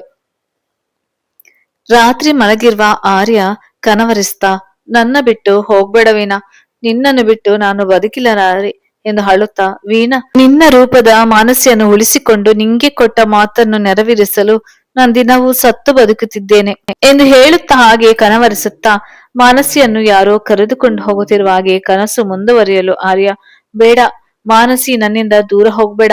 ನನ್ನ ಮಗುವಿಗೆ ಅಮ್ಮನ ಪ್ರೀತಿ ಬೇಕು. ದಯವಿಟ್ಟು ಮಾನಸಿ, ನನ್ನನ್ನು ಒಬ್ಬಂಟಿಗನಾಗಿ ಮಾಡಿ ಹೋಗ್ಬೇಡ. ಮಾನಸಿ ಮಾನಸಿ ಎಂದು ಹೊರಳಾಡುತ್ತಿದ್ದ ಆರ್ಯ ಒಮ್ಮೆಗೆ ಭಯದಿಂದ ಎದ್ದು ಬಿಡುತ್ತಾನೆ. ರಾತ್ರಿ ಕನವರಿಸುತ್ತಿದ್ದ ಆರ್ಯ ಭಯದಿಂದ ಎದ್ದು ಬಿಡುತ್ತಾನೆ. ನೇರ ಮಾನಸಿಯ ರೂಮ್ಗೆ ಬಂದು ನೋಡಲು ಮಾನಸಿ ಗಾಢ ನಿದ್ರೆ ಮಾಡೋದ್ ನೋಡಿ ಅವಳ ಬಳಿ ಹೋಗಿ ತಲೆ ಸವರುತ್ತಾ, ನನ್ನನ್ನು ಕ್ಷಮಿಸಿ, ನಾನು ಈ ಪಾಪ ಪ್ರಜ್ಞೆಯಿಂದ ಹೊರಗೆ ಬರಬೇಕು ಎಂದು ತನ್ನ ರೂಮ್ಗೆ ಬರ್ತಾನೆ. ಬೆಳಿಗ್ಗೆ ಆಫೀಸ್ಗೆ ಹೋದ ಆರ್ಯನ ಕ್ಯಾಬಿನ್ ನಲ್ಲಿ ಪ್ರಮೀಳಾನನ್ನು ನೋಡಿ ಆಶ್ಚರ್ಯದಿಂದ, ನಮಸ್ತೆ ಮೇಡಮ್ ಎಂದು ಅವರ ಮುಂದೆ ಹೋಗಿ ತನ್ನ ಚೇರ್ ಮೇಲೆ ಕುಳಿತುಕೊಳ್ತಾನೆ. ಪ್ರಮೀಳಾ, ಮಿಸ್ಟರ್ ಆರ್ಯ, ನನಗೆ ಒಂದು ಸತ್ಯ ಗೊತ್ತಾಗ್ಬೇಕು, ನಿಮ್ಮನೇಲಿರುವ ಮಾನಸಿ ಬಗ್ಗೆ. ಆರ್ಯ ನೇರವಾಗಿ ಬಂದ ಪ್ರಶ್ನೆಗೆ ತಡಬಡಾಯಿಸ್ತಾ, ಮಾನಸಿ ಯಾರದು? ನಮ್ಮನೇಲಿರೋದು ನನ್ನ ಹೆಂಡತಿ ವೀಣಾ ಆರ್ಯನ್. ಪ್ರಮೀಳಾ, ಸ್ಟಾಪ್ ಇಟ್ ಆರ್ಯ, ನಂಗೆ ಡಾಕ್ಟರ್ ಎಲ್ಲ ಹೇಳಿದ್ದಾರೆ, ನೀವೇ ಇನ್ನು ವಿಷಯ ಮುಚ್ಚಿಟ್ಟುದ್ರಲ್ಲಿ ಯಾವುದೇ ಅರ್ಥವಿಲ್ಲ, ತಿಳಿಯಿತಾ? ಆರ್ಯ ನೆಟ್ಟಿಸಿರು ಬಿಟ್ಟು, ನಿಜ, ನೀವು ತಿಳಿದುಕೊಂಡ ಹಾಗೆ ನಮ್ಮನೇಲಿರೋದು ನನ್ನ ಹೆಂಡತಿ ವೀಣಾ ಅಲ್ಲ, ಅವರು ಮಾನಸಿ. ಪ್ರಮೀಳಾ, ಮಾನಸಿನಾ? ನನ್ನ ಮಾನಸಿನಾ ಎಂದು ಸಂತಸದಿಂದ, ನಮ್ಮ ಮಾನಸಿ ಹಾಗಾದ್ರೆ ಸತ್ತಿಲ್ಲ ಎಂದು ಆನಂದದಿಂದ ಆರ್ಯನ ಮುಖ ನೋಡಲು ಆರ್ಯ, ಹೌದು ಮೇಡಮ್, ಮಾನಸಿ ಸತ್ತಿಲ್ಲ. ಆದ್ರೆ ಆದ್ರೆ ಪ್ರಮೀಳಾ, ಆದ್ರೆ ಏನು? ಆರ್ಯ, ಅವರು ಮಾನಸಿಕವಾಗಿ ತಮ್ಮನ್ನೇ ತಾವು ವೀಣಾ ಎಂದು ನಂಬಿದ್ದಾರೆ. ಪ್ರಮೀಳಾ, ಮಿಸ್ಟರ್, ನೀವು ಹೇಳುವುದು ನಂಗೆ ಅರ್ಥ ಆಗ್ತಿಲ್ಲ, ಅದೇನು ವಿಷಯ ಬಿಡಿಸಿ ಹೇಳಿ ಪ್ಲೀಸ್ ಎಂದು ಕೈ ಮುಗಿಯಲು ಆರ್ಯ, ಹೇಳ್ತೀನಿ ಮೇಡಮ್, 1 ವರ್ಷದಿಂದ ನನ್ನ ಮನದಲ್ಲಿ ಇಟ್ಟುಕೊಂಡು ಒದ್ದಾಡ್ತಿದ್ದ ಸತ್ಯವನ್ನು ಇವತ್ತು ಹೇಳ್ತೇನೆ ಎಂದು 1 ವರ್ಷದ ಹಿಂದಿನ ತನ್ನ ನೆನಪಿಗೆ ಜಾರ್ತಾನೆ. ಅಂದು ಡಿಸೆಂಬರ್ 25, 2018 ನನ್ನ ವೀಣಾಳ ಹುಟ್ಟುಹಬ್ಬ. ನಾನು ವೀಣಾ ಪ್ರೀತಿಸಿ ಮದುವೆಯಾದವರು. ಅವಳನ್ನ ಜೀವನದಲ್ಲಿ ಬಂದ ಮೇಲೆ ಸೋಲು ಅಂದರೇನು ಎಂದು ಕೇಳದ ಮಟ್ಟಿಗೆ ಅದೃಷ್ಟ ತಂದುಕೊಟ್ಟ ನನ್ನ ದೇವತೆ ಅವಳು. ಅವಳ ಹುಟ್ಟುಹಬ್ಬವನ್ನು ಅವಳಿಷ್ಟದ ಸ್ಥಳ ರಂಗನಬೆಟ್ಟ ಬ್ಯಾಂಗ್ಳೂರ್ಗೆ ಸಮೀಪದಲ್ಲಿರುವ ಸ್ಥಳಕ್ಕೆ ಸರ್ಪ್ರೈಸ್ ನೀಡಲು ಕರೆದುಕೊಂಡು ಹೋಗಿದ್ದೆ. ಆದ್ರೆ ಅವತ್ತು ನನ್ನ ಜೀವಕ್ಕೆ ಜೀವ ಆದ ನನ್ನ ಪ್ರೀತಿಯನ್ನು ಕಳೆದುಕೊಳ್ತೇನೆ ಎಂದು ನಂಗೆ ಮೊದಲೇ ಗೊತ್ತಿದ್ರೆ ನಾನು ಆ ಸ್ಥಳಕ್ಕೆ ಹೋಗ್ತಾನೆ ಇರ್ಲಿಲ್ಲ. ನಾವಿಬ್ಬರಲ್ಲಿ ಸಂತಸದಿಂದ ಕಾಲ ಕಳೆಯುವ ವೇಳೆಯಲ್ಲಿ ಯಾವುದೋ ಹುಡುಗಿ ಅಳುತ್ತಾ ಕುಳಿತಿರುವುದು ನೋಡಿ ವೀಣಾ ಅವರ ಬಳಿಗೆ ಹೋಗಿ ಎಲ್ಲಾ ವಿಚಾರ ತಿಳಿದುಕೊಂಡು, ಅವರ ವಿಚಾರ ತಿಳಿದು ನಮಗೂ ಬೇಜಾರಾಯ್ತು. ನಾವಿನ್ನೇನು ಅವಳಿಗೆ ಸಮಾಧಾನ ಮಾಡಿ ಬರ್ಬೇಕೆಂದು ಸ್ವಲ್ಪವೇ ದೂರ ಬರುವುದರಲ್ಲಿ ಆ ಹುಡುಗಿ ಬೆಟ್ಟದಿಂದ ಧುಮುಕಿ ಬಿಡಲು ಅವಳನ್ನು ಕಾಪಾಡಲು ಹೋದ ವೀಣಾ ಕಾಲು ಜಾರಿ ಕೆಳಗೆ ಬಿದ್ದು ಬಿಟ್ಟಳು. ನಂಗೆ ದಿಕ್ಕು ತೋಚದೆ ಅಲ್ಲೇ ಇದ್ದ ಪೊಲೀಸ್ ಸಹಾಯದಿಂದ ಇಬ್ಬರನ್ನು ಏಕೋ ಆಸ್ಪತ್ರೆಗೆ ಸೇರಿಸಿದೆ.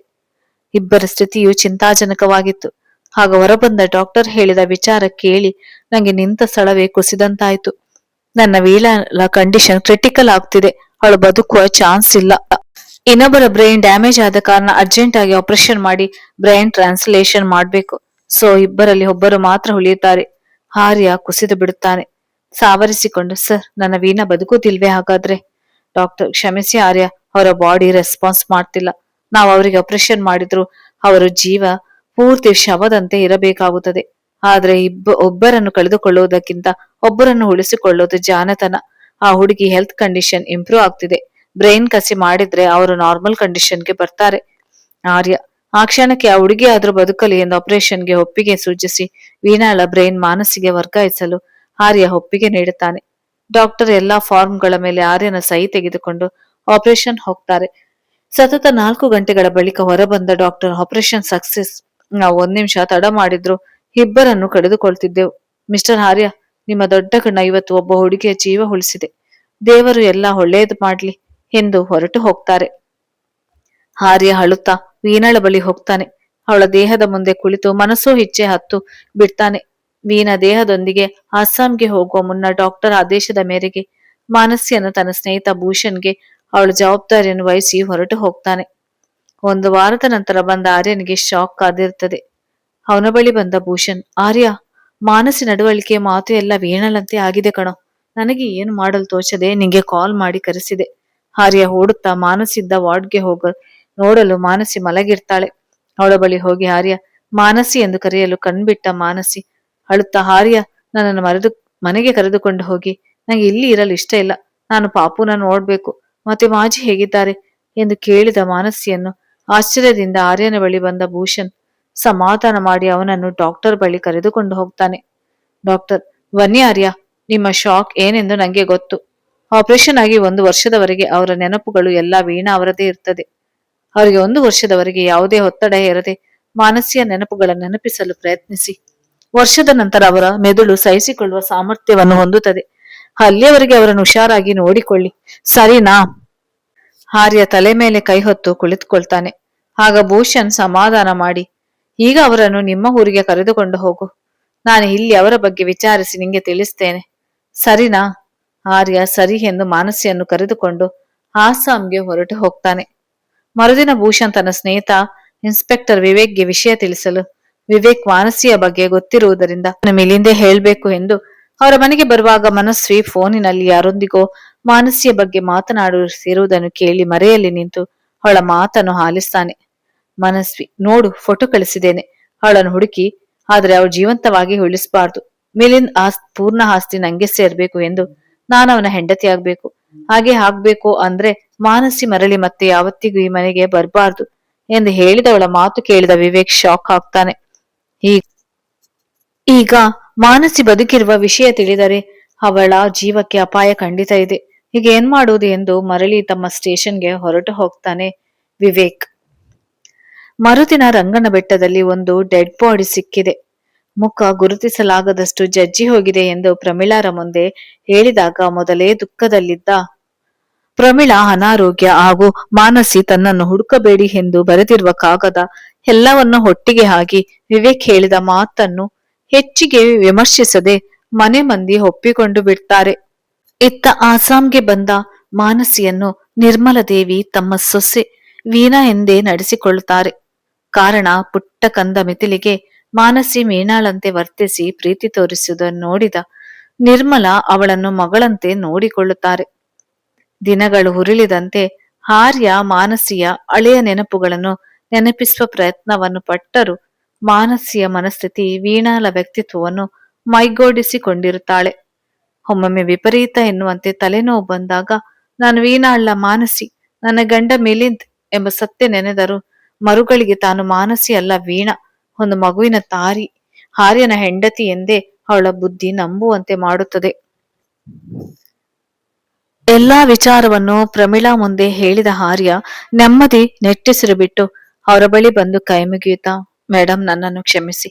ಆ ಸಮಯದಲ್ಲಿ ನನಗೆ ಮಾನಸಿ ಜೀವ ಉಳಿಸುವುದೇ ಮುಖ್ಯವಾಗಿತ್ತು.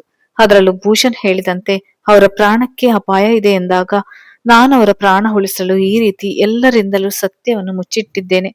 ದಯವಿಟ್ಟು ಕ್ಷಮಿಸಿ ಎಂದು ಕೈ ಜೋಡಿಸಲು ಪ್ರಮೀಳಾ, ನಾನು ಈಗಲೇ ಮಾನಸಿಯನ್ನು ನೋಡ್ಬೇಕು ಆರ್ಯ. ಖಂಡಿತ ಮೇಡಮ್. ಇಬ್ಬರು ಮನೆಗೆ ಬಂದಾಗ ಮಾನಸಿ ಪ್ರಮೀಳಾರನ್ನು ನೋಡಿ ಹಳೆಯ ನೆನಪು ಬಂದಂತೆ ಅಮ್ಮ ಎಂದು ಅವರನ್ನು ಹೋಗಿ ಅಪ್ಪಿಕೊಂಡು, ಅಮ್ಮ ಅಮ್ಮ, ಮಿಲಿಂದ್, ನನ್ನ ಮಿಲಿಂದ್ ಹೇಗಿದ್ದಾರೆ? ನಾನು ಈಗ್ಲೇ ನೋಡ್ಬೇಕು ಎಂದು ಅವರ ಕೈ ಹಿಡಿದುಕೊಂಡು ಕೇಳಲು ಪ್ರಮೀಳಾರ ಆನಂದಕ್ಕೆ ಪಾರವೇ ಇರದು. ತಕ್ಷಣವೇ ಅವರು ಸಹ, ನಾವು ಈಗ್ಲೇ ಬ್ಯಾಂಗ್ಳೂರ್ಗೆ ಹೋಗೋಣ ಬಾ ಮಾನಸಿ ಎಂದು ಅವಳನ್ನು ಕರೆದುಕೊಂಡು ಹೋಗಿ ಬಿಡ್ತಾರೆ. ಹಾರಿಯ ನಿಂತಲ್ಲಿ ಕಲ್ಲಿನಂತೆ ನಿಂತು ಬಿಡ್ತಾನೆ. ತನ್ನ ಜೀವನದ ಅಮೂಲ್ಯವಾದ ಒಂದು ಭಾಗವನ್ನು ಬಲವಂತದಿಂದ ತೆಗೆದುಕೊಂಡು ಹೋದಂತೆ ಅವನ ಮನ ಒದ್ದಾಡುತ್ತದೆ. ಮಿಥಿಲಿ ಅಮ್ಮ ಅಮ್ಮ ಎಂದು ಎಷ್ಟೇ ಹತ್ತರೂ ಮಾನಸಿ ಹೊರಟು ಹೋಗಿತ್ತು ನಿರ್ಮಲರ ಕೋಪಕ್ಕೆ ಕಾರಣವಾಗ್ತದೆ. ಮಾನಸಿ ಹೊರಟು ಹೋದ ಮೇಲೆ ನಿರ್ಮಲಾ ದೇವಿ ಕೋಪದಿಂದ, ನೋಡಿದ್ಯಾ, ಆ ಹುಡುಗಿಗೆ ಸ್ವಲ್ಪವೂ ಕೃತಜ್ಞತೆ ಇಲ್ಲ, ಹೇಗೆ ಹೊರಟು ಹೋದಳು. ಅಲ್ಲ, ನಮ್ಮ ಬಗ್ಗೆ ಬಿಡು, ಈ ಪುಟ್ಟ ಕಂದ ಮಿಥಿಲಿ ಬಗ್ಗೆಯೂ ಕಾಳಜಿಲ್ಲದೆ ಹೊರಟು ಹೋದಳು. ದೇಗೋ ಆರ್ಯ, ಈ ಹುಡುಗಿಗೆ ಇನ್ನು ಯಾವತ್ತೂ ಈ ಮನೆಯಲ್ಲಿ ಸ್ಥಳವಿಲ್ಲ, ತಿಳಿತಾ ಎಂದು ಮಿಥಿಲಿಯನ್ನು ಕರೆದುಕೊಂಡು ಹೊರಟು ಹೋಗ್ತಾರೆ. ಆರ್ಯ ತನ್ನ ರೂಮಿಗೆ ಹೋಗಿ, ಮಾನಸಿ ನಮ್ಗೆ ಬಿಟ್ಟು ಹೋಗ್ಬಾರ್ದಾಗಿತ್ತು, ನನಗಾಗಿ ಅಲ್ಲದಿದ್ದರೂ ನನ್ನ ಕಂದ ಮಿಥಿಲಿಗಾಗಿ ಆದ್ರೂ ನೀವು ಎಂದು ಮುಂದೆ ಯೋಚಿಸಲಾರದ ಆರ್ಯ ತಕ್ಷಣವೇ ಅವನ ಬುದ್ಧಿ, ನಿನ್ನ ಸ್ವಾರ್ಥಕ್ಕಾಗಿ ಆ ಹುಡುಗಿ ಅವಳ ಕುಟುಂಬದಿಂದ ದೂರವಿರ್ಬೇಕಾ? ನೀನು ಸಹಾಯ ಮಾಡಿದಕ್ಕೆ ಅವಳು ಅವರ ಮನೆಯವರಿಂದ ದೂರ ಇರ್ಬೇಕಾ? ಇಲ್ಲ ಆರ್ಯ, ನಿನ್ನ ಆಲೋಚನೆ ತಪ್ಪು ಎಂದು ಅವನ ಮನಸ್ಸಾಕ್ಷಿ ಚುಚ್ಚಲು, ಆರ್ಯ, ಹೌದು, ನಾನ್ ಸ್ವಾರ್ಥಿ ಆಗ್ಬಾರ್ದು. ಮಾನಸಿ ಅವರು ಅವರ ಮನೆಯವರ ಜೊತೆಗೆ ಇರೋದೇ ನ್ಯಾಯ, ಹೌದು, ಇದೇ ಸರಿ ಎಂದು ಕಣ್ಣೀರು ಒರೆಸಿಕೊಳ್ತಾನೆ. ಇತ್ತ ಬ್ಯಾಂಗ್ಳೂರ್ಗೆ ಬಂದಿಳಿದ ಮಾನಸಿ ಪ್ರಮಿಳಾ ಜೊತೆಗೆ ನೇರ ಮನೆಗೆ ಹೋಗ್ತಾಳೆ. ಅಲ್ಲಿ ಮಿಲಿಂದ್ನ ಮುಖ ನೋಡಿ ಸಂತಸದಿಂದ ಓಡಿ ಹೋಗಿ ಅವನನ್ನು ಅಪ್ಪಿಕೊಳ್ಬೇಕು ಎನ್ನುವಷ್ಟರಲ್ಲಿ ಮನಸ್ವಿಯ ಕತ್ತಲ್ಲಿ ಇರುವ ಮಾಂಗಲ್ಯ ಸರ ನೋಡಿ ಶಾಕ್ ಆಗಿ ದೂರ ಸರಿದು ನಿಲ್ತಾಳೆ. ಮನಸ್ವಿ ಮುಂದೆ ಬಂದು ಶಾಕ್ನಿಂದ ಮಾನಸಿ ಎಂದು ಕರೆಯಲು ಮಾನಸಿ ಏನೂ ಅರ್ಥವಾಗದೆ ನಿಂತು ಬಿಡಲು, ಅಷ್ಟರಲ್ಲಿ ಹೊರಬಂದ ತಾಯಿಯನ್ನು ನೋಡಿ ಅವರ ಬಳಿ ಹೋಗಲು ತಾಯಿ ಕರಳು ಸಂತಸದಿಂದ ಕಣ್ಣೀರು ಹಾಕಿ ಒಳಗೆ ಕರೆದುಕೊಂಡು ಹೋಗ್ತಾರೆ. ರಾತ್ರಿ ರೂಮಿನಲ್ಲಿ ಸುಮಂಗಳರ ಮಡಿಲಲ್ಲಿ ಮಲಗಿದ್ದ ಮಾನಸಿ, ಅಮ್ಮ, ಇದೆಲ್ಲ ಹೇಗೆ, ಅಕ್ಕ ಹೇಗೆ ಮಿಲಿನ್ ಜೊತೆಗೆ ಎಂದು ಬರುವ ದುಃಖವನ್ನು ತಡೆದುಕೊಂಡು ಕೇಳ್ತಾಳೆ. ಸುಮಂಗಳ 1 ವರ್ಷದಲ್ಲಿ ನಡೆದ ಎಲ್ಲಾ ಘಟನೆಗಳನ್ನು ಹೇಳ್ತಾರೆ. ಮಾನಸಿಗೆ ತನ್ನ ಹಾಗೂ ಮಿಲಿಂದ್ನ ಮದುವೆಗೆ ಈಗ ಕಾನೂನಿನ ಪ್ರಕಾರ ಯಾವುದೇ ಮಾನ್ಯತೆ ಇಲ್ಲ.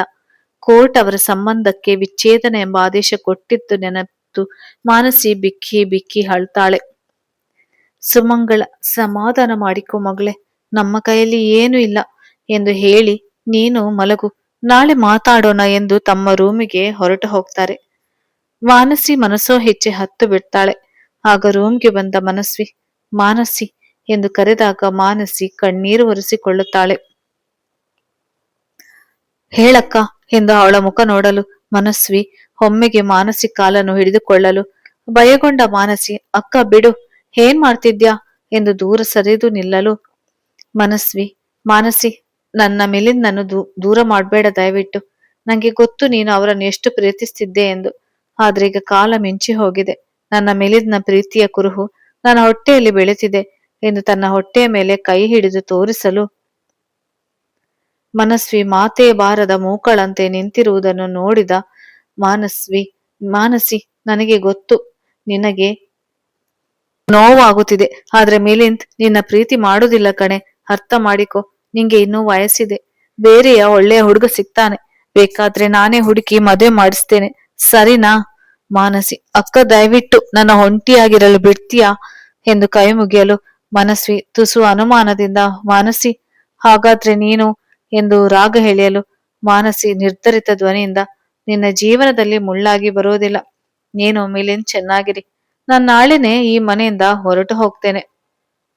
ಮನಸ್ವಿ ಸಂತಸದಿಂದ, ಪರವಾಗಿಲ್ಲ, 4-5 ದಿನ ಇದ್ದು ಹೋಗು ಮಾನಸಿ, ಪರವಾಗಿಲ್ಲ, ನಮಗೂ ಸಂತೋಷವೇ. ಮಾನಸಿ ಅವಳ ವ್ಯಂಗ್ಯವನ್ನು ಅರಿತು, ಧನ್ಯವಾದ, ಆದ್ರೆ ಅಮ್ಮ ನನ್ ಜೊತೆಗೆ ಬರ್ತಾಳೆ. ಮನಸ್ವಿ, ಸರಿ, ನಿನ್ನಿಷ್ಟ, ಥ್ಯಾಂಕ್ಸ್ ಮಾನಸಿ ಎಂದು ಹೊರಬರಲು ಮಿಲಿಂದ್, ಎಷ್ಟೊತ್ತು ಡಿಯರ್, ನೀನ್ ಯಾಕೆ ಇವಳ ರೂಮ್ಗೆ ಬಂದೆ? ಮನಸ್ವಿ, ಏನಿಲ್ಲ ಮಿಲಿಂದ್, ಮಾನಸಿ ಇಷ್ಟು ವರ್ಷದ ನಂತರ ಜೀವಂತವಾಗಿ ಬಂದಳಲ್ಲ, ಅದಕ್ಕೆ ಮಾತನಾಡಿಸಲು ಬಂದೆ ಅಷ್ಟೇ. ಮಿಲಿಂದ್, ಸರಿ ಜಾನು, ಬಾ, ಲೇಟ್ ಆಯ್ತು, ಮಲಗು ಬಾ ಎಂದು ಕರೆದುಕೊಂಡು ಹೋಗ್ತಾನೆ. ಮನಸ್ವಿಯನ್ನು ರೂಮಿಗೆ ಬಿಟ್ಟು ಬಂದ ಮಿಲಿಂದ್, ಮಾನಸಿ, ನೀನು ಮತ್ತೆ ಯಾಕೆ ಈ ಮನೆಗೆ ಬಂದೆ ಎಂದು ನೇರವಾಗಿ ಕೇಳಿದವನ ಮಾತು ಮಾನಸಿಯ ಹೃದಯಕ್ಕೆ ಮುಳ್ಳಿನಂತೆ ಚುಚ್ಚುತ್ತದೆ. ಆದರೂ ತೋರಿಸಿಕೊಳ್ಳದೆ ಮೌನವಾಗಿ ನಿಂತವಳನ್ನು ಮತ್ತಷ್ಟು ಮಾತಿನಿಂದ ನೋಯಿಸಿದ ಮಿಲಿಂದ್, ಮಾನಸಿ ಅವನಿಗೆ ಕೊನೆಯ ಮಾತೆಂಬಂತೆ, ಮಿಲಿಂದ್, ಇವತ್ತು ನಾನು ನನ್ನ ಪ್ರೀತಿ ಕಳೆದುಕೊಂಡು ಅನುಭವಿಸಿದ ನೋವು ನಿಮಗೆ ಯಾವತ್ತಿಗೂ ಸಿಗದಿರಲಿ. ನಾನೇಕೆ ಈ ಮನೆಗೆ ಮರಳಿ ಬಂದೆ ಎಂದು ಕೇಳಿದಿರಿ ಅಲ್ವಾ? ಮನದ ಮೂಲೆಯಲ್ಲಿ ಉಳಿದಿರುವ ಚಿಕ್ಕ ಆಸೆ, ನನ್ನ ಪ್ರೀತಿಯನ್ನು ನೋಡುವ ತವಕ ಹೆಚ್ಚಾಗಿ ಬಂದಿದ್ದೇ ಕ್ಷಮಿಸಿ. ನಾನು ಅವತ್ತು ನೋಡಿದ ಮಿಲಿಂದಿಗೂ ಇವತ್ತು ನೋಡ್ತಿರುವ ಈ ಮಿಲಿಂದಿಗೂ ಯಾವುದೇ ವ್ಯತ್ಯಾಸವೂ ಕಾಣ್ತಿಲ್ಲ. ಹೋಗ್ಲಿ ಬಿಡಿ, ನಾನು ಯಾವತ್ತಿಗೂ ನಿಮ್ಮ ಜೀವನದಲ್ಲಿ ಮರಳಿ ಬರುವುದಿಲ್ಲ ಎಂದು ಅಲ್ಲಿಂದ ನೇರವಾಗಿ ತಾಯಿಯ ಕೋಣೆಗೆ ಹೋಗಿ ಅವರಿಗೆ ಬರಲು ಹೇಳ್ತಾಳೆ. ಸುಮಂಗಳ ವರ್ಷದಿಂದ ಅನುಭವಿಸಿದ ಕಷ್ಟ ನೆನೆದು ಮಗಳೊಂದಿಗೆ ಹೊರಡಲು ಸಿದ್ಧರಾಗುತ್ತಾರೆ. ಪ್ರಮೀಳ ಸಹ ಮರಳಿ ಅಸ್ಸಾಂ ಹೊರಟು ಹೋಗುವ ನಿರ್ಧಾರ ಮಾಡಿದಾಗ ಅವರನ್ನು ತಡೆಯುವ ಪ್ರಯತ್ನವನ್ನು ಮಾಡದೆ ಇರುವ ಮಗನ ಮುಖ ನೋಡಿ ಸಂಕಟ ಪಡುತ್ತಾ ಅವರು ಸಹ ಹೊರಟು ಹೋಗ್ತಾರೆ. ಮಾನಸಿಯನ್ನು ತಮ್ಮ ಅಸ್ಸಾಂ ಕಂಪನಿಗೆ ಮ್ಯಾನೇಜಿಂಗ್ ಡೈರೆಕ್ಟರ್ ಮಾಡಿದ ಪ್ರಮೀಳ ತಮ್ಮ ಜೀವನದ ಕೊನೆಯ ದಿನಗಳನ್ನು ತೀರ್ಥಯಾತ್ರೆ ಮಾಡಲು ಹೊರಟು ನಿಂತಾಗ ಸುಮಂಗಳ ಸಹ ಅವರೊಟ್ಟಿಗೆ ಹೋಗ್ತಾರೆ. ಮಾನಸಿ ಒಬ್ಬಂಟಿಯಾಗಿ ಜೀವನ ಕಳೆಯುವ ಸಮಯದಲ್ಲಿ ಒಂದು ಅನಾಹುತ ನಡೆದು ಅವಳ ಜೀವನದ ದಿಕ್ಕನ್ನು ಬದಲಾಯಿಸಿ ಬಿಡುತ್ತದೆ. ಅವತ್ತೊಂದು ದಿನ ಮಾನಸಿ ಕಂಪನಿಯ ವಾರ್ಷಿಕೋತ್ಸವದ ಸಂಭ್ರಮಕ್ಕೆ ಎಲ್ಲರನ್ನು ಆಹ್ವಾನ ಮಾಡಿರುತ್ತಾರೆ. ಆ ಕಾರ್ಯಕ್ರಮಕ್ಕೆ ತನ್ನ ಸ್ನೇಹಿತ ಭೂಷಣ್ ಜೊತೆಗೆ ಬಂದ ಆರ್ಯ ಮಾನಸಿಯನ್ನು ನೋಡಿ ಸಂತಸದಿಂದ ಅವಳ ಬಳಿ ಬಂದು ಮಾತನಾಡಿಸಲು ಮಾನಸಿ ಅವನು ಯಾರೋ ನೆನಪೇ ಇಲ್ಲದಂತೆ ನಡೆದುಕೊಂಡದ್ದು ಅವನಿಗೆ ಅವಮಾನವಾದಂತೆ ತಿಳಿದುಕೊಳ್ಳುತ್ತಾನೆ. ರಾತ್ರಿ ಎಲ್ಲರೂ ಹೊರಟು ಹೋದ ಮೇಲೆ ಆರ್ಯ ಎಂದೂ ಕುಡಿಯದವ ಅವತ್ತು ಮಾನಸಿಯ ನಡವಳಿಕೆಯಿಂದ ಡಿಸ್ಟರ್ಬ್ ಆಗಿ ಮೊದಲ ಬಾರಿಗೆ ಕುಡಿದು ತನ್ನ ಮೇಲೆ ತನಗೆ ಅರಿವಿಲ್ಲದೆ ಮನೆಗೆ ಹೋಗ್ಬೇಕು ಎಂದು ಹೊರಟವ ಗೊತ್ತಾಗದೆ ಮಾನಸಿಗೆ ಡಿಕ್ಕಿ ಹೊಡೆದು ಬಿಡ್ತಾನೆ. ಮಾನಸಿ ಅವನಿಗೆ ಸಹಾಯ ಮಾಡಿ ಅವನ ಪರಿಸ್ಥಿತಿಯನ್ನು ನೋಡಿ ಭೂಷಣ್ ನನ್ನು ಎಷ್ಟೇ ಹುಡುಕಿದರೂ ಅವನ ಸುಳಿವೇ ಇರದ ಕಾರಣ ತಮ್ಮ ಡ್ರೈವರ್ ಜೊತೆಗೆ ಕಳಿಸಬೇಕೆಂದು ಮನೆಯ ಒಳಗೆ ಹೋಗಿ ಡ್ರೈವರ್ನನ್ನು ಹುಡುಕುತ್ತಿರುವಾಗ ಒಳಬಂದ ಆರ್ಯ ಕುಡಿದ ನಶೆಯಲ್ಲಿ ಅವಳನ್ನೇ ವೀಣಾ ಎಂದು ತಿಳಿದು ಅವಳ ಬಳಿ ಹೋಗಲು ಮಾನಸಿ ಗಾಬರಿಕೊಂಡು ಎಷ್ಟೇ ದೂರ ತಳ್ಳಿದರೂ ಅವನ ಬಲಿಷ್ಠ ಬಾಹುಗಳಿಂದ ತಪ್ಪಿಸಿಕೊಳ್ಳಲು ಆಗದೆ ಅವನ ಮುಂದೆ ಸೋಲಲೇಬೇಕಾಗುತ್ತದೆ. ಆರ್ಯ ತನಗರಿವಿಲ್ಲದಂತೆ ಅವಳನ್ನು ಹಾಳು ಮಾಡಿಬಿಡುತ್ತಾನೆ. ಈತ ರಾತ್ರಿ ಮನೆಗೆ ಬಂದ ಮಿಲಿಂದ್ ಮನಸ್ವಿ ಮನಸ್ವಿ ಎಂದು ಜೋರಾಗಿ ಕೂಗಲು ಮನಸ್ವಿ ಹೊರಬರಲು ಅವಳ ಕೆನ್ನೆ ಬಾರಿಸಿ, ಛೀ, ನೀನಿಷ್ಟು ಮೋಸಗಾತಿ ಎಂದು ಗೊತ್ತಿರಲಿಲ್ಲ. ನನಗೆ ಮೋಸ ಮಾಡಿದೆ ಅಲ್ವಾ? ನಿನ್ನ ಅದೆಷ್ಟು ನಂಬಿದೆ, ನೀನೇ ನನ್ನ ಪ್ರಾಣ ಎಂದು ನನ್ನ ಕೈಯಾರೆ ತಾಳಿ ಕಟ್ಟಿಸಿಕೊಂಡ ಪಾಪ ಮಾನಸಿಯನ್ನು ಅದೆಷ್ಟು ನೋಯಿಸಿಬಿಟ್ಟೆ. ನೀನು ಒಂದು ಕ್ಷಣ ನನ್ನ ಕಣ್ಣ ಮುಂದೆ ಇರ್ಕೂಡ್ದು, ಗೆಟ್ ಲಾಸ್ಟ್ ಎಂದು ಅವಳನ್ನು ಎಳೆದು ತಂದು ಮನೆಯಿಂದ ಆಚೆ ಹಾಕ್ತಾನೆ. ಮನಸ್ವಿ ಕಣ್ಣೀರು ಹಾಕುತ್ತಾ, ಮಿಲಿಂದ್, ನನ್ನನ್ನು ಕ್ಷಮಿಸಿ ದಯವಿಟ್ಟು ಎಂದು ಬಾಗಿಲ ಬಳಿ ಕುಸಿದು ಕುಳಿತುಕೊಳ್ತಾಳೆ. Milind, Manasi, I am sorry, ನೀನ್ ನನಗೆ ಬೇಕು ಮಾನಸಿ, ಮರಳಿ ನನ್ನ ಜೀವನಕ್ಕೆ ಬರ್ತೀಯಾ ಎಂದು ದುಃಖದಿಂದ ಕುಳಿತು ಬಿಡ್ತಾನೆ ಮಿಲಿಂದ್. ಬೆಳಿಗ್ಗೆ ತನ್ನ ಪರಿಸ್ಥಿತಿಯನ್ನು ನೋಡಿದ ಮಾನಸಿ ದುಃಖದಿಂದ ಅಳುವುದು ನೋಡಿದ ಆರ್ಯ ತನ್ನ ತಪ್ಪಿನ ಅರಿವಾಗಿ ಅವಳ ಕಾಲನ್ನು ಹಿಡಿದುಕೊಂಡು ನನ್ನಿಂದ ಎಂತ ತಪ್ಪಾಯಿತು ಎಂದು ಕ್ಷಮೆ ಕೋರಲು ಮಾನಸಿ ಅವನನ್ನು ದೂರ ತಳ್ಳಿ ಅಲ್ಲಿಂದ ಹೊರಗೆ ಓಡಿ ಹೋಗಲು ಆರ್ಯ ಸಹ ಏನೋ ಕೇಡು ಬಯಸಿ ಅವಳ ಹಿಂದೆ ಹೋಗಲು ಮಾನಸಿ ಎತ್ತರವಾದ ಸ್ಥಳದಿಂದ ಇನ್ನೇನು ಧುಮುಕಬೇಕೆನ್ನುವಷ್ಟರಲ್ಲಿ ಆರ್ಯ ಬಂದವಳನ್ನು ತಡೆಯುತ್ತಾನೆ. ಮಾನಸಿ ಮುಖ ಮುಚ್ಚಿಕೊಂಡು ಅಳುತ್ತಾ ತನ್ನ ಹಣೆಬರ ನೆನೆದು ಕುಸಿದು ಕುಳಿತುಕೊಳ್ಳಲು ಆರ್ಯಗೆ ದಿಕ್ಕೇ ತೋಚದೆ ಅವಳ ಬಳಿ ಬಂದು, ಮಾನಸಿ, ನಾನು ಮಾಡಿದ ತಪ್ಪಿಗೆ ಕ್ಷಮೆ ಇಲ್ಲ, ನಂಗೆ ಗೊತ್ತು. ಆದ್ರೆ ನೀನು ಅದೇನೇ ಶಿಕ್ಷೆ ಕೊಟ್ಟರು ನಾನು ಅನುಭವಿಸಲು ಸಿದ್ಧ. ದಯವಿಟ್ಟು ನನ್ನಂತ ಪಾಪಿಗೋಸ್ಕರ ನೀವು ಪ್ರಾಣ ಕಳೆದುಕೊಳ್ಳೋದು ಸರಿಯಲ್ಲ ಎಂದು ತಲೆ ತಗ್ಗಿಸಲು ಮಾನಸಿ, ನಿಮ್ಗೆ ಶಿಕ್ಷೆ ಬೇಕು ಅಲ್ವಾ? ಆರ್ಯ ಹೌದು ಎಂಬಂತೆ ತಲೆ ಅಲ್ಲಾಡಿಸಲು ಮಾನಸಿ, ನಂಗೆ ತಾಳಿ ಕಟ್ಬೇಕು, ನಿಮ್ಮ ಹೆಂಡತಿಯ ಪಟ್ಟ ಕೊಡ್ಬೇಕು. ಆರ್ಯ ಸರಿ ಎಂದು ಅವಳ ಕೈ ಹಿಡಿದು ಕರೆದುಕೊಂಡು ಹೋಗ್ತಾನೆ. ದೇವಸ್ಥಾನದಲ್ಲಿ ಅವಳ ಕೊರಳಿಗೆ ಮಾಂಗಲ್ಯ ಕಟ್ಟುವ ಮೂಲಕ ತನ್ನ ಧರ್ಮಪತ್ನಿಯ ಸ್ನಾನವನ್ನು ನೀಡುತ್ತಾನೆ. ಮನೆಗೆ ಬಂದ ಆರ್ಯ ಮತ್ತು ಮಾನಸಿಯನ್ನು ನೋಡಿದ ನಿರ್ಮಲ ಅವಳಿಗೆ ಈ ಮನೆಯಲ್ಲಿ ಸ್ಥಳ ಇಲ್ಲ ಎಂದು ಕೋಪದಿಂದ ಕೂಗಾಡಲು ಆರ್ಯ ಅವರನ್ನು ತಡೆದು ಮಾನಸಿಯನ್ನು ಒಳಗೆ ಕರೆದುಕೊಂಡು ಹೋಗುತ್ತಾನೆ. ರಾತ್ರಿ ನಿರ್ಮಲರಿಗೂ ಆರ್ಯನ ತಪ್ಪಿನ ಅರಿವಾದಾಗ ಅವನ ಕೆನ್ನೆಗೆ ಬಾರಿಸಿದ ನಿರ್ಮಲ, ನೀನು ಒಬ್ಬ ಮನುಷ್ಯನ ಚೀಹಿ ಎಂದು ಹೊರಟು ಹೋದಾಗ ಆರ್ಯ ತನ್ನ ಬಗ್ಗೆ ತನಗೆ ನಾಚಿಕೆ ಪಟ್ಟು ಕುಸಿದು ಕುಳಿತುಕೊಳ್ಳುತ್ತಾನೆ. ರಾತ್ರಿ ರೂಮಿಗೆ ಬಂದ ಮಾನಸಿ ಬೆಡ್ ಮೇಲಿಂದ ದಿಬ್ಬನ್ನು ಹಿಡಿದುಕೊಳ್ಳಲು ಆರ್ಯ, ನೀವು ಇಲ್ಲೇ ಮಲ್ಕೊಳ್ಳಿ ಎಂದು ಹೇಳುವವನ ಮಾತನ್ನು ಅರ್ಧಕ್ಕೆ ತಡೆದು ಮಾನಸಿ, ಈ ದಿಂಬು ನನಗಲ್ಲ ನಿನಗೆ, ಗೆಟ್ ಲಾಸ್ಟ್ ಫ್ರಮ್ ಹಿಯರ್ ಎಂದು ದಿಬ್ಬನ್ನು ಅವನ ಮುಖಕ್ಕೆ ಎಸೆಯಲು ಆರ್ಯ ಮರು ಮಾತನಾಡದೆ ದಿಬ್ಬು ತೆಗೆದುಕೊಂಡು ಹೊರಗೆ ಹೊರಟು ಹೋಗ್ತಾನೆ. ಆಸಾಂನ ಚಳಿಯ ಅನುಭವಕ್ಕೆ ಆರ್ಯ ನಡುಗಿ ಬಿಡ್ತಾನೆ. ಬೆಳಿಗ್ಗೆ ಎದ್ದ ನಿರ್ಮಲ ಮಗನ ಪರಿಸ್ಥಿತಿಯನ್ನು ನೋಡಿ ಸಂಕಟ ಪಟ್ಟರು. ಮರುಕ್ಷಣವೇ ಅವನು ಮಾಡಿದ ಹೀನ ಕೃತ್ಯಕ್ಕೆ ಹೀಗೆ ಆಗ್ಲಿ ಎಂದು ನೋಡಿ ಇವು ನೋಡದಂತೆ ಹೊರಟು ಹೋಗ್ತಾರೆ. ಇತ್ತ ಮಾನಸಿಯ ಹುಡುಕಾಟದಲ್ಲಿದ್ದ ಮಿಲಿಂದ್ ಮನಸ್ಸಿ ಆಸಾಂನಲ್ಲಿ ಇರುವುದು ಗೊತ್ತಾಗ್ತದೆ. ನೇರ ತಮ್ಮ ಆಸಾಂ ಕಂಪನಿಗೆ ಬಂದು ಮಾನಸಿಯನ್ನು ಭೇಟಿಯಾಗಲು ಮಾನಸಿ ಗೊಂದಲಕ್ಕೆ ಬೀಳ್ತಾಳೆ. ಮನಸ್ವಿ ಮಿಲಿಂದ್ಗೆ ಮೋಸ ಮಾಡಿ ಎಲ್ಲಾ ಆಸ್ತಿಯನ್ನು ಬರೆಸಿಕೊಂಡ ಸತ್ಯ ತಿಳಿದ ಮಾನಸಿ ಸಮಾಧಾನದಿಂದಲೇ, ಆಸ್ತಿ ಅವಳ ಹೆಸರಲ್ಲಿದ್ದರೂ ನಿಮ್ಮ ಹೆಸರಲ್ಲಿ ಇದ್ದರೂ ಎರಡೂ ಒಂದೇ ಅಲ್ವಾ? ನಿಮ್ಮ ಹೆಂಡತಿ ಅವಳು, ಮಿಲಿಂದ್ ನಿಜ, ಆದ್ರೆ ಅವಳ ಹೊಟ್ಟೆಯಲ್ಲಿ ಬೆಳೆತಿರುವ ಮಗು ನನ್ನದಲ್ಲ ಎಂದಾಗ ಮಾನಸಿ ಕೋಪದಿಂದ ಮಿಲಿಂದ್ ಎಂದು ಕೂಗಲು ಮಿಲಿಂದ್, ಹೌದು ಮಾನಸಿ, ಅವಳಿಗೆ ತನ್ಮಯ ಎಂಬ ವ್ಯಕ್ತಿ ಜೊತೆಗೆ ಸಂಬಂಧವಿದೆ. ಆ ಮಗು ಕೂಡ ಅವನದೇ. ನಾನೇ ನನ್ನ ಕಣ್ಣಾರೆ ನಿನ್ನೆ ಅವರಿಬ್ಬರು ಒಂದಾಗಿ ಇದ್ದದ್ದು ನೋಡಿದ್ದೇನೆ ಎಂದು ದುಃಖ ಪಡಲು ಮಾನಸಿ ಜೋರಾಗಿ ನಗ್ತಾಳೆ. ಮಿಲಿಂದ್ ಅರ್ಥವಾಗದೆ, ಮಾನಸಿ, ನಿಂಗೆ ಏನು ನೋವಾಗುತ್ತಿಲ್ಲವೇ? ನನ್ನನ್ನು ಅಷ್ಟೊಂದು ಪ್ರೀತಿ ಮಾಡುತ್ತಿದ್ದವಳು ಇವತ್ತು ನನಗೆ ನಿಮ್ಮ ಅಕ್ಕನಿಂದ ಮೋಸ ಹಾಕ್ತಿದ್ರು. ನಿನಗೆ ನನ್ನ ಪರವಾಗಿ ನಿಲ್ಲಲು ಮನಸ್ಸಿಲ್ಲವೇ? ಮಾನಸಿ ಅವನ ಮುಖ ನೋಡುತ್ತಾ, ಮನಸ್ಸ? ಯಾವ ಮನಸ್ಸು ಮಿಸ್ಟರ್ ಮಿಲಿಂದ್? ನನಗೆ ಅರ್ಥ ಆಗ್ತಿಲ್ಲ. ಹೌದು, ನೀವು ನನಗೆ ಯಾರು ಎಂದು ನಿಮ್ಮ ಪರ ನಿಲ್ಬೇಕು ನಾನ್ ತಿಳಿಯುತ್ತಿಲ್ಲ. ಇಂದು ನಿಮ್ಮ ಸಂಸಾರದ ವಿಷಯ ಮಿಲಿಂದ್, ನನಗೆ ಯಾವುದೇ ಸಂಬಂಧವಿಲ್ಲ. ನೀವಿನ್ ಹೊರಡಬಹುದು ಎಂದು ಬಾಗಿಲ ಕಡೆ ಕೈ ತೋರಲು ಮಿಲಿಂದ್ ಅವಮಾನ ಆದಂತೆ ಹೋಗುತ್ತಿದ್ದಾಗ ಮಾನಸಿ ಚಿಟಿಕೆ ಬಾರಿಸ್ತಾ, ಒಂದ್ ನಿಮಿಷ.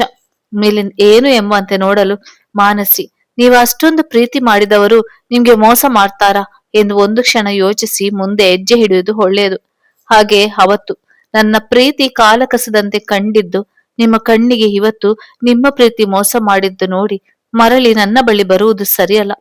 ಅಷ್ಟಕ್ಕೂ ಈಗ ನಾನು ಹಳೆಯ ಮಾನಸಿ ಅಲ್ಲ ಎಂದು ತನ್ನ ತಾಳಿ ಕೈಯಲ್ಲಿ ಹಿಡಿದು ತೋರಿಸಿ, ನಂಗೆ ಮದುವೆಯಾಗಿದೆ, ನಾನೀಗ ಇನ್ನೊಬ್ಬರ ಪತ್ನಿ. ಮಿಲಿಂದ್ ಶಾಕ್ನಿಂದ ತಲೆ ತಗ್ಗಿಸಿ ಕ್ಷಮಿಸಿ ಎಂದಷ್ಟೇ ನುಡಿದು ಹೊರಟು ಹೋಗ್ತಾನೆ. ಆಗ ಬಾಗಿಲಿಗೆ ಬದಿಗೆ ನಿಂತು ಅರ್ಧ ಮಾತನ್ನು ಕೇಳಿಸಿಕೊಂಡ ಆರ್ಯ, ಮಾನಸಿ ಮರಳಿ ಮಿಲಿಂದ್ ಬಳಿ ಹೋಗುತ್ತಾಳೆಂದು ತಪ್ಪಾಗಿ ಅರ್ಥ ಮಾಡಿಕೊಂಡು ಹೊರಟು ಹೋಗ್ತಾನೆ. ಮನೆಗೆ ಬಂದ ಮಾನಸಿಯನ್ನು ಕೈ ಹಿಡಿದು ರೂಮಿಗೆ ಕರೆದುಕೊಂಡು ಹೋದ ಆರ್ಯ ಅವಳ ಮುಖವನ್ನು ಬೊಗಸೆಯಲ್ಲೂ ಹಿಡಿದು, ಮಾನಸಿ, ನಾನ್ ತಪ್ಪು ಮಾಡಿದ್ದೇನೆ ನಿಜ, ಆದರೆ ಅದಕ್ಕೆ ಶಿಕ್ಷೆ ನೀನ್ ನನ್ನಿಂದ ದೂರ ಹೋಗುವುದಲ್ಲ. ದಯವಿಟ್ಟು ನನ್ನ ದೂರ ಮಾಡಬೇಡಿ ಪ್ಲೀಸ್ ಎಂದು ಅವಳ ಮುಖ ನೋಡಲು ಮಾನಸಿ ಕೋಪದಿಂದ, ಜಸ್ಟ್ ಸ್ಟಾಪ್ ಇಟ್ ಆರ್ಯ, ನಿಂಗೆ ಶಿಕ್ಷೆ ಈಗಾಗ್ಲೇ ಕೊಟ್ಟಿದ್ದೇನೆ. ನಾನು ಸಾಯೋವರೆಗೂ ನಿಮ್ಮ ಕಣ್ಣ ಮುಂದೆ ಇದ್ದು ನೀವು ಮಾಡಿರುವ ಹೀನ ಕೆಲಸವನ್ನು ನಿಮ್ಗೆ ನೆನಪಿಸಿ ಮಾನಸಿಕವಾಗಿ ಚಿತ್ರಹಿಂಸೆ ಕೊಡುವುದೇ ನನ್ನ ಉದ್ದೇಶ. ಮದುವೆ ಮಾಡಿಕೊಂಡರೆ ನೀವು ಮಾಡಿದ ತಪ್ಪಿಗೆ ಶಿಕ್ಷೆ ಸಿಕ್ತು ಅಂತ ಅರ್ಥ ಅಲ್ಲ. ನೀವು ಮತ್ತೆ ಬೇರ್ಯಾವುದೇ ಹೆಣ್ಣಿಗೆ ಈ ರೀತಿ ಮಾಡಬಾರ್ದು ಅಂತ ಇಂತಹ ಶಿಕ್ಷೆ ಕೊಟ್ಟೆ, ನೆನಪಿಟ್ಟುಕೊಳ್ಳಿ. ಛೀ, ನಿಮ್ ಮುಖ ನೋಡಲು ಇಷ್ಟವಿಲ್ಲ ಎಂದು ಕೋಪದಿಂದ ಹೊರಟ ಮಾನಸಿಯ ಮುಂದೆ ಬಂದ ಪುಟ್ಟ ಮಿಥಿಲಿ ತೊದಲು ಮಾತಿನಿಂದ, ಮಮ್ಮ ಪಪ್ಪಾಸಿ ಜಗಡ ನಾಕರು ಒಬಹುದು ಅಚ್ಚೆ ಎಂದು ಹೇಳುತ್ತಿರುವ ಕಂದನನ್ನು ದೂರ ಸರಿಸಿ ಮಾನಸಿ ಹೊರಟು ಹೋಗ್ತಾಳೆ. ಮನೆಯ ಆಚೆಗೆ ಬಂದು ಹುಯ್ಯಾಲೆ ಮೇಲೆ ಕುಳಿತ ಮಾನಸಿಯ ಮನ ರೋಧಿಸ್ತದೆ. ನಾನೇಕೆ ಆ ಮಗುವನ್ನು ಈ ರೀತಿ ದೂರ ತಳ್ಳಿದೆ? ನಾನಾ ವ್ಯಕ್ತಿಯ ಮೇಲಿನ ಕೋಪವನ್ನು ಏನೂ ಅರಿಯದ ಮಗುವಿನ ಮೇಲೆ ಯಾಕೆ ತೋರಿಸಿದೆ ಎಂದು ದುಃಖ ಪಡುತ್ತಾ ಹಾಗೆ ಕುಳಿತು ಬಿಡುತ್ತಾಳೆ. ರಾತ್ರಿ ಮಿಥಿಲಾ ಊಟ ಮಾಡಲು ಹಠ ಮಾಡುತ್ತಿರುವಾಗ ಆರ್ಯ ಎಷ್ಟೇ ಪ್ರಯತ್ನವನ್ನು ಪಟ್ಟರೂ ಮಿಥಿಲಿ ಅಮ್ಮನೇ ಊಟ ಮಾಡಿಸ್ಬೇಕು ಎಂದು ಹಠ ಮಾಡಲು ಆರ್ಯ ಕೋಪದಿಂದ, ಸುಮ್ನೆ ಊಟ ಮಾಡ್ಬೇಕು ಅಷ್ಟೇ, ಅಮ್ಮ ಅಂತೆ ಅಮ್ಮ, ನಿನ್ನ ಅಮ್ಮ ಈಗ ಬದುಕಿಲ್ಲ, ಇರದೇ ಇರುವ ಅಮ್ಮನ ಎಲ್ಲಿಂದ ತರ್ಲಿ ಎಂದು ತನ್ನ ಮಾತಿನ ಮೇಲೆ ಪ್ರಜ್ಞೆ ಇಲ್ಲದಂತೆ ಮಾತನಾಡುತ್ತಿರುವ ಮುಂದೆ ಮಿಥಿಲಿ ಹಲ್ಲುತ್ತಾ, ಪಪ್ಪ ಅಮ್ಮ ಇದ್ದಾರೆ, ಯಾಕೆ ಜಗಳ ಮಾಡಿ ಇಬ್ಬರು ಟೂ ಬಿಟ್ಟಿದ್ದಕ್ಕೆ ಮಮ್ಮ ಇಲ್ಲ ಅಂತೀಯಾ ಎಂದು ತನ್ನ ತಾಯಿ ವೀಣಾ ಸತ್ತಿಲ್ಲ, ಅದು ಮಾನಸಿನೇ ಎಂದು ಬಲವಾಗಿ ರಂಬಿತ ಆ ಮಗು ತೊದಲ್ತಾ ನುಡಿಯುವುದು ನೋಡಿ ಆರ್ಯ ಹಾಗೆ ನಿರ್ಮಲದೇವಿ ಸಹ ದುಃಖ ಪಡ್ತಾರೆ. ಆಗಷ್ಟೇ ಒಳಬರುತ್ತಿದ್ದ ಮಾನಸಿ ಇವರ ಮಾತುಗಳನ್ನು ಕೇಳಿ ಅವಳಿಗೆ ಅರಿವಿಲ್ಲದಂತೆ ಕಣ್ಣೀರು ಬಂದದ್ದು ನೋಡಿ, ಛೇ, ನಾನೆಷ್ಟು ಸ್ವಾರ್ಥಿ ಆದೆ ಎಂದು ನೇರ ಅಡುಗೆ ಮನೆಗೆ ಹೋಗಿ ಅನ್ನ ತುಪ್ಪ ಕಲಸಿ ಮಾವಿನ ಉಪ್ಪಿನಕಾಯಿ ಜೊತೆಗೆ ಬಂದು ಮಿಥಿಲಿ ಬಳಿ ಬಂದು ಮಂಡಿ ಊರಿ ಕುಳಿತುಕೊಳ್ಳುತ್ತಾ ತನ್ನ ಎರಡು ಕೈಗಳಿಂದ ಕಿವಿ ಹಿಡಿದುಕೊಂಡು, ಐ ಆಮ್ ಸಾರಿ ಕಂದ, ನಾವು ದೊಡ್ಡವರು ಜೀವನದ ಸಮಸ್ಯೆಗಳಿಗೆ ತಲೆ ಕೊಡುತ್ತಾ ಮಕ್ಕಳ ಮನಸ್ಸಿಗೆ ನೋವು ಕೊಡ್ತಿದ್ದೇವೆ ಎಂದು ಒಂದು ಕ್ಷಣವೂ ಯೋಚಿಸುವುದಿಲ್ಲ. ನನ್ನ ಕ್ಷಮಿಸು, ಬಾ ಊಟ ಮಾಡಿಸ್ತೀನಿ ಎಂದು ಪುಟ್ಟ ಕೈ ಹಿಡಿದು ಹೊರಗೆ ಹೋಗ್ತಾಳೆ. ಆರ್ಯ ದುಃಖ ಪಡುತ್ತಾ ತಾಯಿಯ ಮಡಿಲಲ್ಲಿ ತಲೆ ಇಟ್ಟು, ಮಾ, ನನ್ನಿಂದ ಎಂತ ಕೆಲಸ ಆಯ್ತು, ನಾನಿವರಿಗೆ ಮಾಡಿದ ಉಪಕಾರವನ್ನು ಇವರು ಮರೆತರು ಎಂಬ ಹುಚ್ಚು ಕೋಪಕ್ಕೆ ಎಂತ ನೀಚ ಕೆಲಸ ಮಾಡಿಬಿಟ್ಟೆ ಮಾ, ನನ್ನ ಆ ದೇವರು ಸಹ ಕ್ಷಮಿಸುವುದಿಲ್ಲ ಮಾ, ಈ ಹುಡುಗಿ ನನಗೆ ಜೈಲಿಗೆ ಕಳಿಸಿ ಶಿಕ್ಷೆ ಕೊಡ್ಬೋದಿತ್ತು, ಆದ್ರೆ ಈ ರೀತಿ ಮೌನವಾಗಿ ಸಾಯಿಸುವ ಶಿಕ್ಷೆ ನನ್ನಿಂದ ಸಾಧ್ಯವಿಲ್ಲ ಎಂದು ಪುಟ್ಟ ಮಗುವಿನಂತೆ ಅಳುವ ಮಗನ ಮುಖ ನೋಡಿದ ತಾಯಿಗೆ ಮಾತೇ ಬಾರದು. ಏನು ಹೇಳದೆ ಅವರು ಎದ್ದು ಹೋದಾಗ ಆರ್ಯ ತಾನೆಷ್ಟು ಕೀಳು ಕೆಲಸ ಮಾಡಿದ್ದೆ ಎಂದು ಮತ್ತಷ್ಟು ಘಾಸಿಗೊಳ್ತಾನೆ.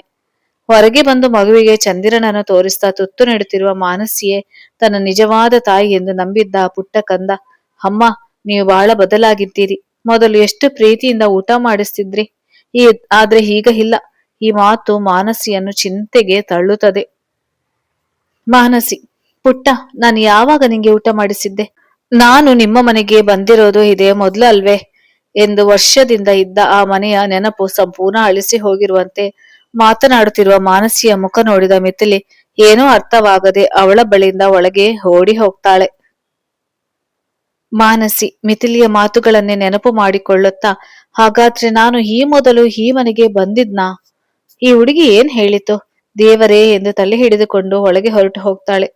ಮರುದಿನ ಆಫೀಸ್ಗೆ ಹೋಗುತ್ತಿರುವಾಗ ಕಾರ್ ಪಂಕ್ಚರ್ ಆಗಿದ್ದು ಡ್ರೈವರ್ ಅದನ್ನು ಮಾನಸಿಗೆ ಹೇಳಲು ಅವಳು, ಸರಿ, ನೀನು ಹೋಗಿ ರಿಪೇರಿ ಮಾಡಿಸಿಕೊಂಡು ಆಫೀಸ್ಗೆ ಬಾ, ಇನ್ನೇನು ಆಫೀಸ್ ಹತ್ತಿರದಲ್ಲೇ ಇದೆ, ನಾನು ನಡೆದುಕೊಂಡು ಹೋಗ್ತೇನೆ ಎಂದು ನಡೆಯುತ್ತಾ ಹೋಗ್ತಾಳೆ.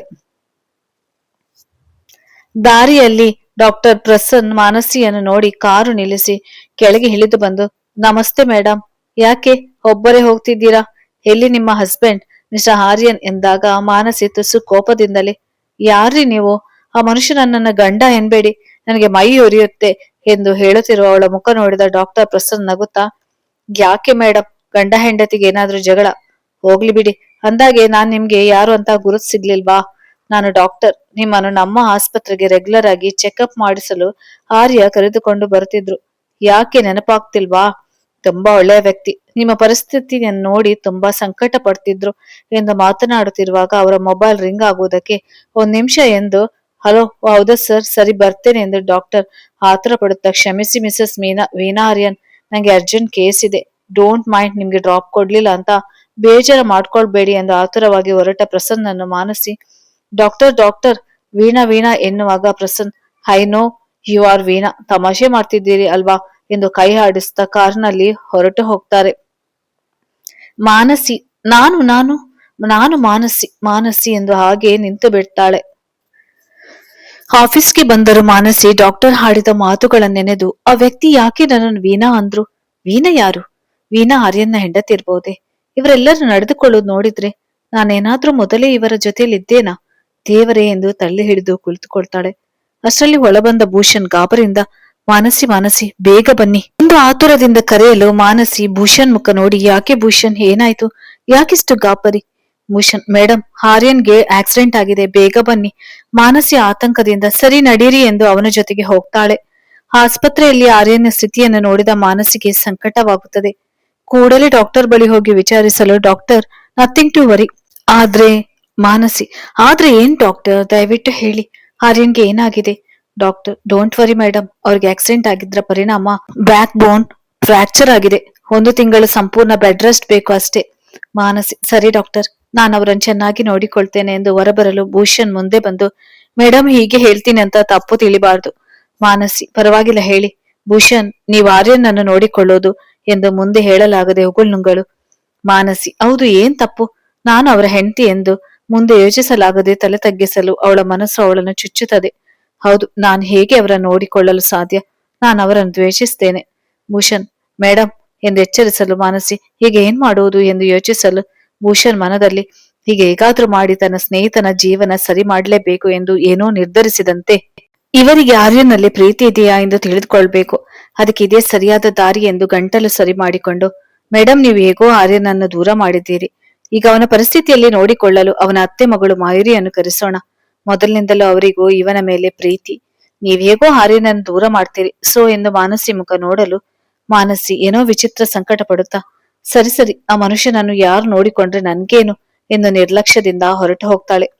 ವಾರದ ನಂತರ ಮನೆಗೆ ಬಂದ ಆರ್ಯ ಮಾನಸಿಯ ಸುಳಿವೇ ಇಲ್ಲ ಎಂಬಂತೆ ನೋಡಲು ಭೂಷಣ್ ಬಂದು, ಡೋಂಟ್ ವರಿ ಮಾನಸಿ, ಮತ್ತು ನಿನ್ನ ನಡುವೆ ಆಗಿದ್ದು ಆಕಸ್ಮಿಕವೋ ಅಥವಾ ನಿನ್ನ ಮಗುವಿಗೆ ತಾಯಿ ಬೇಕು ಎಂದು ಆ ದೇವ್ರೇ ನಿಂಗೆ ಇಷ್ಟು ಕೆಟ್ಟ ಬುದ್ಧಿ ಕೊಟ್ಟು ಹೀಗೆ ಮಾಡಿಸಿರ್ಬೇಕು. ಏನೇ ಆಗ್ಲಿ, ಆ ಹುಡುಗಿಗೆ ಅನ್ಯಾಯ ಆಗ್ಬಾರ್ದು, ಆದ್ರೆ ಅದು ಬಲವಂತದಿಂದ ಸಾಧ್ಯವಿಲ್ಲ. ಅದಕ್ಕೆ ನಿಮ್ಮಿಬ್ಬರ ಪ್ರೀತಿ ನಿಮ್ಗೆ ಅರಿವಾಗಲು ಒಂದು ಪುಟ್ಟ ನಾಟಕ ಮಾಡೋಣ, ನೀನು ನಾನು ಹೇಳಿದಂತೆ ಕೇಳು ಅಷ್ಟೇ.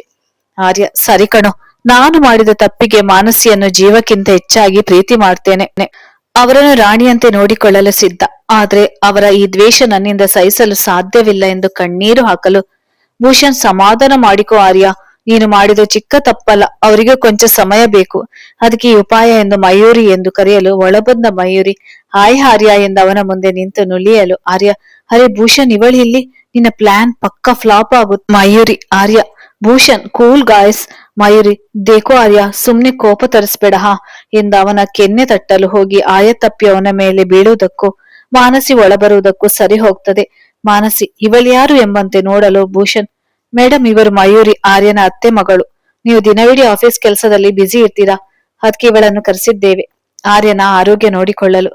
ಮಾನಸಿ ಏನು ಮಾತನಾಡದೆ ತನ್ನ ರೂಮ್ಗೆ ಹೊರಟು ಹೋಗ್ತಾಳೆ. ಭೂಷಣ್ ಮಯೂರಿಗೆ ಎಲ್ಲ ಹೇಳಿಕೊಟ್ಟು ಹೊರಟು ಹೋಗ್ತಾನೆ. ದಿನಗಳು ಕಳೆದಂತೆ ಮಯೂರಿ ಆರ್ಯನಿಗೆ ಎಲ್ಲಾ ರೀತಿ ಸೇವೆ ಮಾಡುವುದನ್ನು ನೋಡಿದ ಮಾನಸಿ ಮನದಲ್ಲೇ ಕೊರಗ್ತಾಳೆ. ಅವಳ ಮನದಲ್ಲಿ ಆರ್ಯ ತನ್ನ ಗಂಡ ಎಂಬ ಚಿಕ್ಕ ಅಸೂಯೆ ಮೊಳಕೆ ಹೊಡೆದರು ಅದನ್ನು ಹೆಚ್ಚಾಗಿ ಬೆಳೆಸದೆ ಸುಮ್ಮನಿರ್ತಾಳೆ.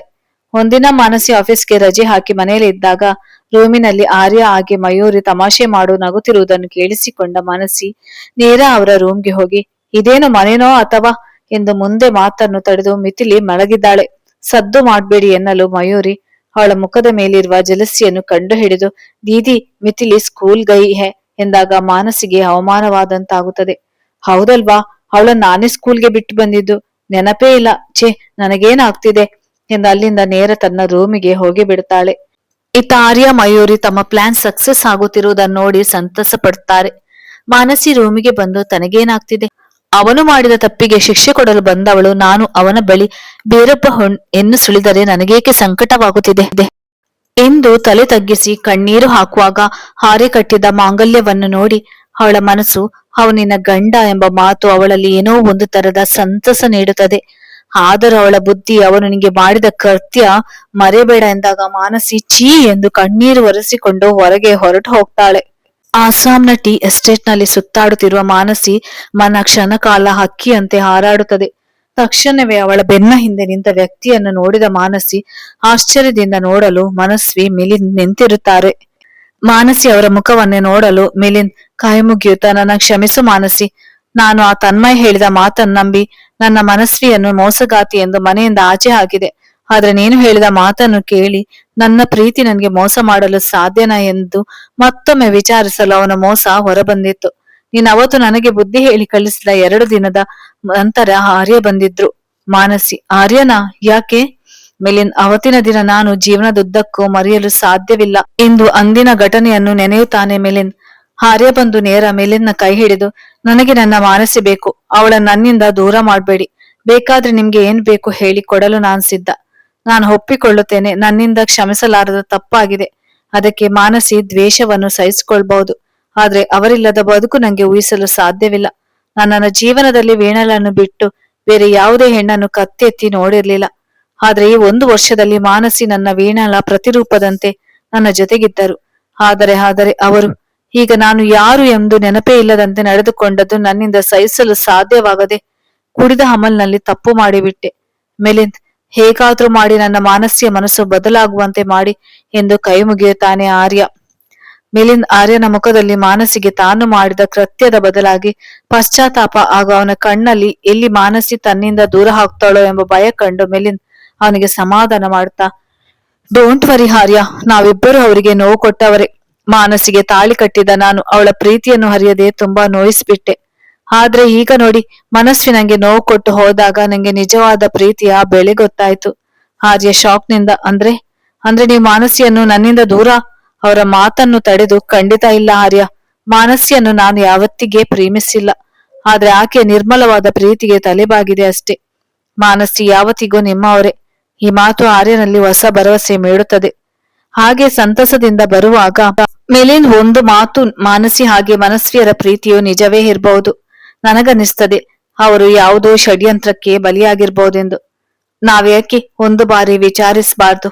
ಮಿಲಿಂದ್, ಹೌದಲ್ವಾ, ನನ್ನ ಮನಸ್ವಿ ಮೋಸ ಮಾಡಲು ಸಾಧ್ಯವೇ ಇಲ್ಲ, ಇದನ್ನು ಕಂಡು ಹಿಡಿಯಲೇಬೇಕು ಎಂದು ಇಬ್ಬರು ಬ್ಯಾಂಗ್ಳೂರ್ಗೆ ಹೋಗಿ ಸತ್ಯ ಪತ್ತೆ ಮಾಡಿದಾಗ ಮನಸ್ವಿಯನ್ನು ತನ್ಮಯ ತನ್ನ ಮೋಸದ ಬಲೆಗೆ ಬೀಳಿಸಿ ಕೊನೆಗೆ ಅವಳಿಗೆ ಮೋಸ ಮಾಡಿದಾಗ ಅವಳು ಮಿಲಿಂದ್ನ ಬಳಿ ಬಂದಿರ್ತಾಳೆ. ಆದ್ರೆ ಮಾನಸಿ ಎಲ್ಲಿ ಮತ್ತೆ ತನ್ನ ಜೀವನದಲ್ಲಿ ಮರಳಿ ಬರಬಹುದು ಎಂದು ವಿಕಾಸನ ಸಹಾಯದಿಂದ ಅವಳನ್ನು ಕೊಲ್ಲಿಸುವ ಸಂಚು ರೂಪಿಸ್ತಾಳೆ.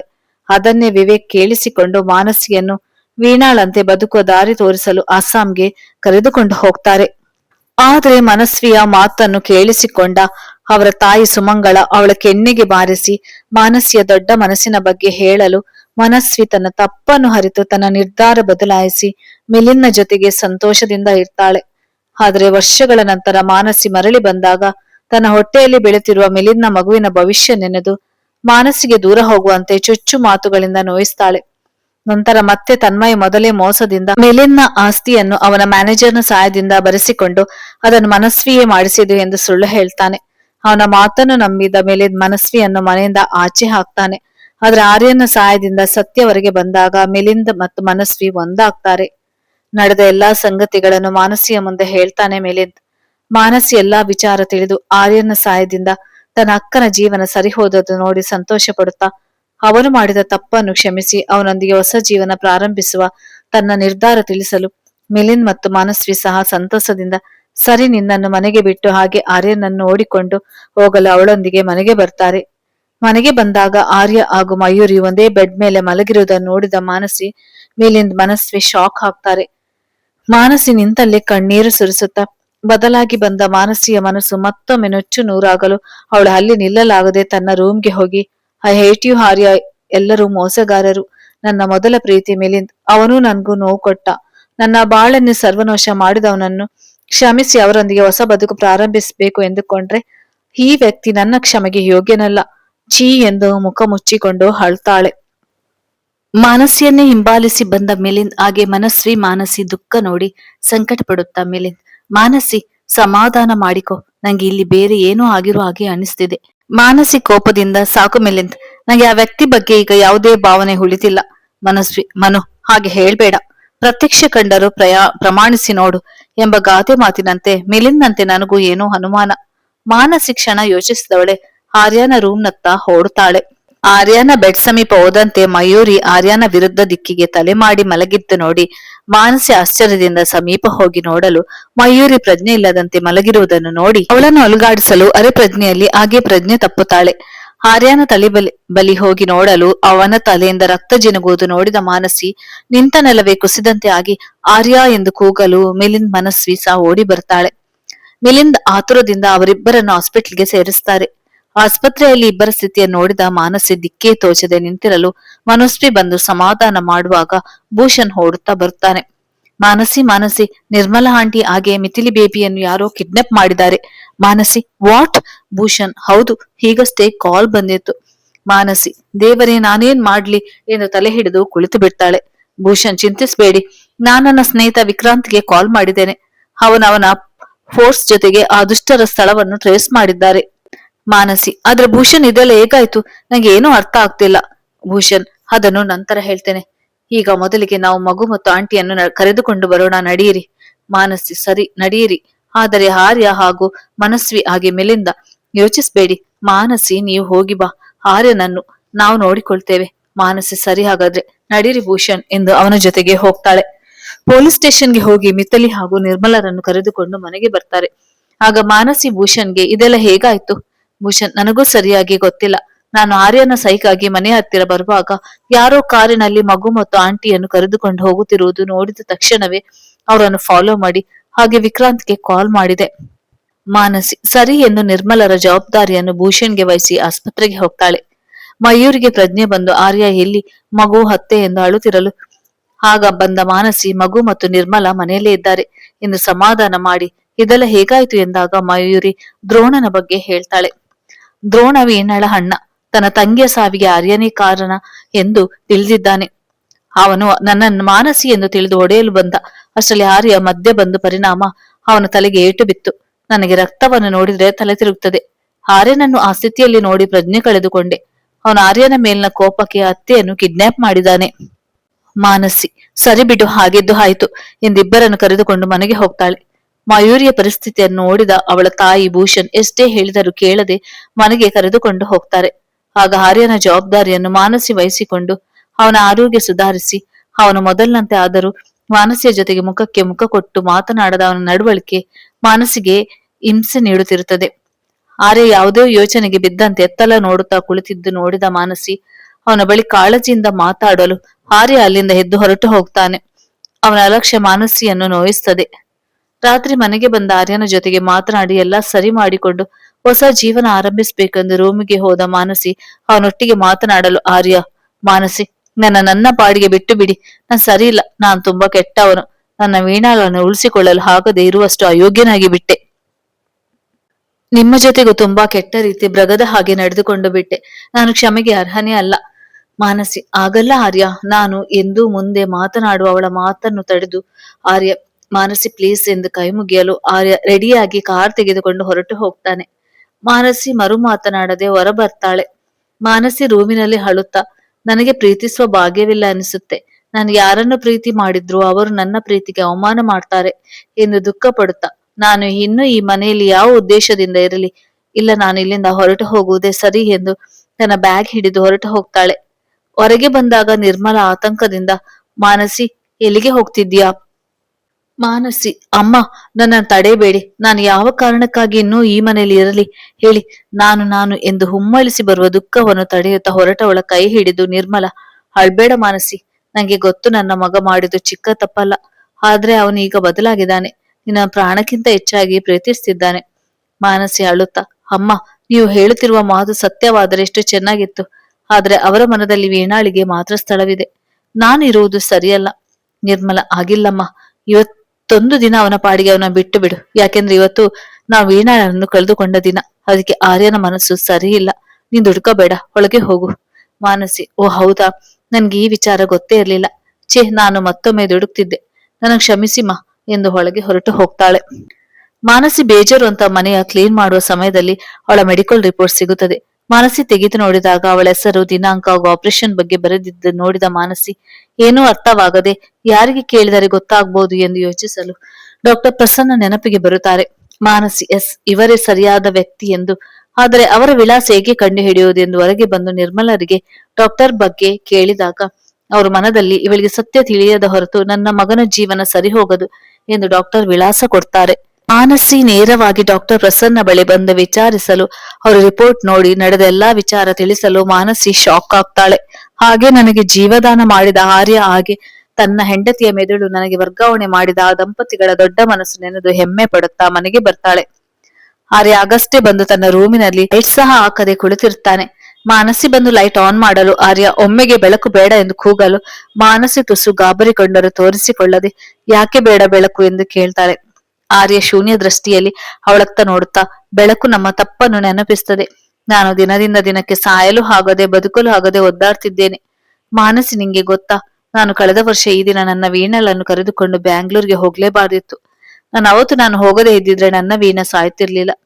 ನೀವು ನನ್ನನ್ನು ಮರೆತು ನಡೆದುಕೊಳ್ಳುವ ಪರಿಸ್ಥಿತಿಯೂ ಬರ್ತಿರ್ಲಿಲ್ಲ. ನಾನು ಕೋಪದ ಕೈಗೆ ಬುದ್ಧಿ ಕೊಟ್ಟು ನಿಮ್ಗೆ ಮುಂದೆ ಹೇಳಲಾರದೆ. ಆರ್ಯ ಮುಖ ಮುಚ್ಚಿಕೊಂಡು ಅಳ್ತಾನೆ. ಮಾನಸಿ, ಈ ವ್ಯಕ್ತಿ ಎಷ್ಟೊಂದು ಮೃದು ಸ್ವಭಾವದವನೇ. ನಾನು ಅವತ್ತು ಇವರು ಮಾಡಿದ ಉಪಕಾರ ಮರೆತು ನಡೆದುಕೊಂಡಿದ್ದಕ್ಕೆ ಹೀಗೆ ಮಾಡಿದ್ರಾ? ದೇವರೇ, ಯಾಕಿಷ್ಟು ನೋವು ಸಂಕಟ ನಂಗೆ ಎಂದು ಕಣ್ಣೀರು ಹಾಕುತ್ತಾ ಆರ್ಯನ ತಲೆ ಮೇಲೆ ಕೈ ಇಡುತ್ತಾ, ಆರ್ಯ, ನನ್ನನ್ನು ಕ್ಷಮಿಸಿ. ನನಗೆ ನನ್ನ ಹಳೆಯ ನೆನಪು ಬಂದಿರುವ ಕಾರಣ ವೀಣಾ ಯಾರು, ನೀವು ಯಾರು, ನಿಮ್ಮಿಂದ ನನ್ನ ಪ್ರಾಣ ಉಳಿದದ್ದು ಯಾವುದೇ ನೆನಪಿರ್ಲಿಲ್ಲ. ಅವತ್ತು ವೀಣಾರ ತಾಯಿ ಮನೆಗೆ ಬಂದದ್ದು, ನಾನು ವೀಣಾಳಂತೆ ನಡೆದುಕೊಂಡದ್ದು ನೋಡಿ ಅವರು ಕೋಪದಿಂದ ಏನೇನೋ ಅನ್ನುತ್ತಿದ್ದರು. ನಾನು ಎಷ್ಟೇ ಅವರ ಬಳಿ ಹೋದರೂ ನಾನು ದೂರ ಹೋಗುವಂತೆ ಮಾಡಿದ್ರು. ನಾನು ದುಃಖದಿಂದ ರೂಮಿಗೆ ಓಡಿ ಹೋಗುವಾಗ ಮೆಟ್ಟಿಲ ಮೇಲಿಂದ ಆಯತಪ್ಪಿ ಬಿದ್ದದಷ್ಟೇ ನೆನಪು. ನಂತರ ಎಚ್ಚರವಾದಾಗ ನಾನು ಯಾಕೆ ಈ ಮನೆಯಲ್ಲಿದ್ದೇನೆ? ಮಿಲಿಂದ್ನಿಂದ ದೂರವಾಗಿ ಸಾಯಲು ಹೊರಟವಳು ನಾನು ಹೇಗೆ ಇಲ್ಲಿ ಎಂಬ ಸಾವಿರ ಪ್ರಶ್ನೆಯನ್ನು ಹೊತ್ತು ಕೆಳಗೆ ಬಂದಾಗ ಪ್ರಮೀಳಾ ಅಮ್ಮ ಬಂದಿದ್ದರು. ಅವರನ್ನು ನೋಡಿ ನಾನು ಸಂಪೂರ್ಣವಾಗಿ ಮಾನಸಿಯಾಗಿ ಬಿಟ್ಟೆ. ಅದಕ್ಕೆ ನೀವು ಅವತ್ತು ಪಾರ್ಟಿಯಲ್ಲಿ ಎಷ್ಟೇ ಮಾತನಾಡಿಸಿದರೂ ನಾನು ಗುರುತು ಸಿಗದಂತೆ ನಡೆದುಕೊಂಡೆ. ನನ್ನನ್ನು ಕ್ಷಮಿಸಿ ಆರ್ಯ. ನಿಮ್ಮಿಂದ ಜೀವ ಭಿಕ್ಷೆ ಪಡೆದ ನಾನು ಈ ರೀತಿ ನಡೆದುಕೊಂಡದ್ದು ತಪ್ಪು. ಆಗ ಆರ್ಯ, ಇಲ್ಲ ಮಾನಸಿ, ನಾನು ಪಾಪಿ. ಮಾಡಿದ ಉಪಕಾರ ನೀವು ಮರೆತದ್ದು ತಪ್ಪಾಗಿ ಭಾವಿಸಿ ಬ್ರಗದಂತೆ ನಡೆದುಕೊಂಡು ಬಿಟ್ಟೆ. ನನ್ನ ಕ್ಷಮಿಸಿ. ನನಗೆ ಈ ನರಕದಿಂದ ಮುಕ್ತಿ ಕೊಡ್ತೀರಾ ಮಾನಸಿ? ನಾನ್ ನಿಮ್ಮೊಂದಿಗೆ ಒಬ್ಬ ಒಳ್ಳೆ ಮನುಷ್ಯನ ತರ ಬದುಕೋ ಆಸೆ ಇದೆ ಎಂದು ಕೈ ಮುಗಿಯಲು ಮಾನಸಿ ಅಳುತ್ತಾ ಅವನ ಬಳಿ ಹೋಗಿ ಅಪ್ಪಿಕೊಂಡು, ಖಂಡಿತ ಆರ್ಯ, ನನ್ನನ್ನು ದೂರ ಮಾಡ್ಬೇಡಿ ಎಂದು ಬಿಕ್ಕಲು ಆರ್ಯ, ಖಂಡಿತ ಇಲ್ಲ ಜಾನು ಎಂದು ಅವಳನ್ನು ಮತ್ತಷ್ಟು ಬಿಗಿದಪ್ಪಿಕೊಳ್ಳಲು ಮಾನಸಿ ಕೊಸರಾಡುತ್ತಾ, ಬಿಡಿ, ನಿಮ್ಮ ಮಗುವಿಗೆ ತೊಂದರೆ ಆಗ್ಬಹುದು ಎಂದು ನಾಚುತ್ತಾ ತಲೆ ತಗ್ಗಿಸಲು ಆರ್ಯ ಆಶ್ಚರ್ಯದಿಂದ ಅವಳ ಮುಖ ನೋಡಲು ಮಾನಸಿ ನಾಚುತ್ತಾ, ನಿಮ್ಮ ಪ್ರತಿಬಿಂಬ ನನ್ನ ಹೊಟ್ಟೆಯಲ್ಲಿ ಬೆಳೆಯುತ್ತಿದೆ ಆರ್ಯ. ಆರ್ಯ ಸಂತಸದಿಂದ ಮನು ಎಂದು ಆತ್ಮೀಯವಾಗಿ ಕರೆದು ಅವಳ ಮುಖವನ್ನು ಬೊಗಸೆಯಲ್ಲಿ ಹಿಡಿದು, ಕಣ್ಣಲ್ಲೇ ನಿಜನಾ ಎಂದು ಕೇಳಲು ಮಾನಸಿ ನಾಚುತ್ತಾ ಹಾಂ ಎಂದು ತಲೆ ಹಾಡಿಸ್ತಾಳೆ. ಆರ್ಯನ ಸಂತಸಕ್ಕೆ ಪಾರವೇ ಇರದು. ಅವಳನ್ನು ಎತ್ತಿಕೊಂಡು ಸುತ್ತು ತಿರುಗಲು ಮಾನಸಿ ಅಯ್ಯೋ ಬಿಡಿ, ತಲೆ ಸುತ್ತಿದೆ. ಆರ್ಯ ಸಾರಿ ಸಾರಿ, ಅದು ಸಂತೋಷದಲ್ಲಿ ಹಾಗೆ ಮಾಡಿದೆ, ಐ ಆಮ್ ಸಾರಿ ಎಂದು ಅವಳನ್ನು ಬೆಡ್ ಮೇಲೆ ಕುಳ್ಳಿಸಿ ಅವಳ ಮಡಿಲಲ್ಲಿ ತಲೆ ಇಟ್ಟು, ಮನು ನನಗೆ ನನ್ನ ವೀಣಾಳನ್ನು ಎತ್ತು ಕೊಡ್ತೀಯಾ ಎಂದು ಅವಳ ಮುಖ ನೋಡಲು ಮಾನಸಿ, ಹೌದು ಆರ್ಯ, ವೀಣಾ ನನ್ಗೆ ಜೀವದಾನ ಮಾಡಿದ ದೇವತೆ. ಅವರೇ ನನ್ನ ಮಡಿಲಲ್ಲಿ ಮತ್ತೆ ಮಗುವಾಗಿ ಬರಲಿ ಎಂದು ದೇವರಲ್ಲಿ ಪ್ರಾರ್ಥಿಸ್ತೇನೆ.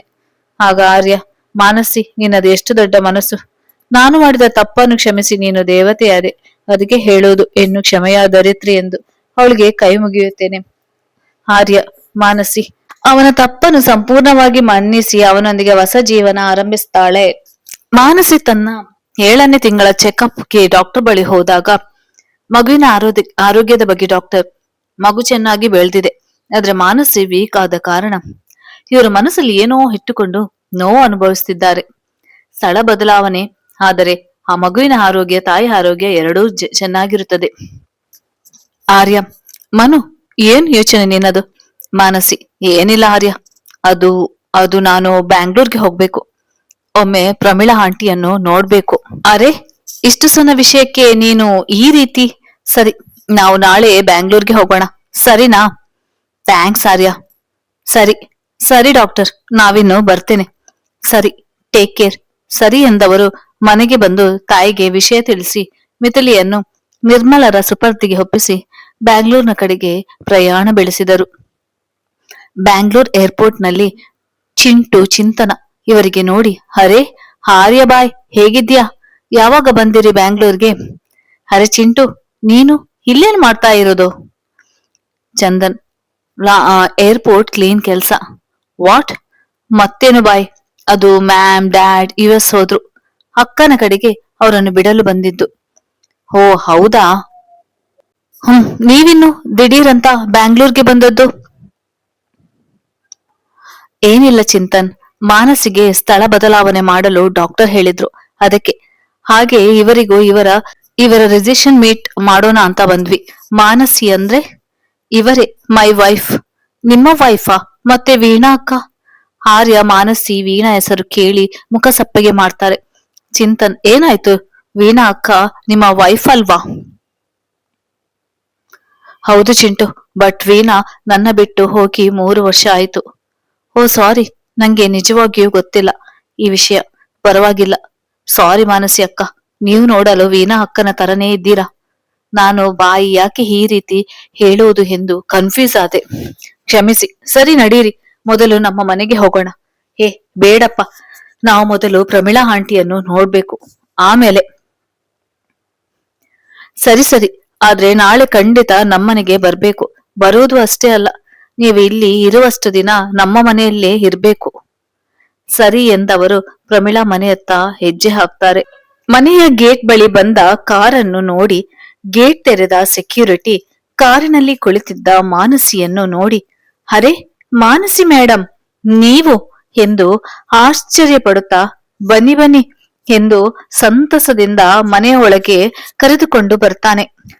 ಮನೆಯ ದ್ವಾರ ಬಾಗಿಲಿಗೆ ಎದುರಾದಂತೆ ಆ ಮನೆಯ ಹಿರಿಯ ಜೀವ ಪದ್ಮಾವತಿ ಅವರ ಫೋಟೋ ನೋಡಿ ಮಾನಸಿ ಅಜ್ಜಿ ಎಂದು ಕಂಬನಿ ಮಿಡಿದು ಸುತ್ತಲೂ ನೋಡಿದಾಗ ತನ್ನ ಬೆಡ್ರೂಮ್ ನೋಡಿ ತನ್ನನ್ನು ಕೋಣೆಯಿಂದ ಆಚೆ ಹಾಕಿ ತನ್ನ ಅಕ್ಕ ಮನಸ್ವಿಯನ್ನು ಒಳಗೆ ಕರೆದುಕೊಂಡು ಹೋದವನು ಮಿಲಿಂದ್ ಆ ನೆನಪೇಕೋ ಮುಳ್ಳಿನಂತೆ ಚುಚ್ಚುತ್ತಿತ್ತು. ತನ್ನ ಪಕ್ಕದಲ್ಲಿ ನಿಂತಿದ್ದ ಆರ್ಯನ ಕಡೆಗೆ ನೋಡಿ, ಚೇಚೆ, ನಾನೇಕೆ ಏನೇನು ಯೋಚಿಸೋದು?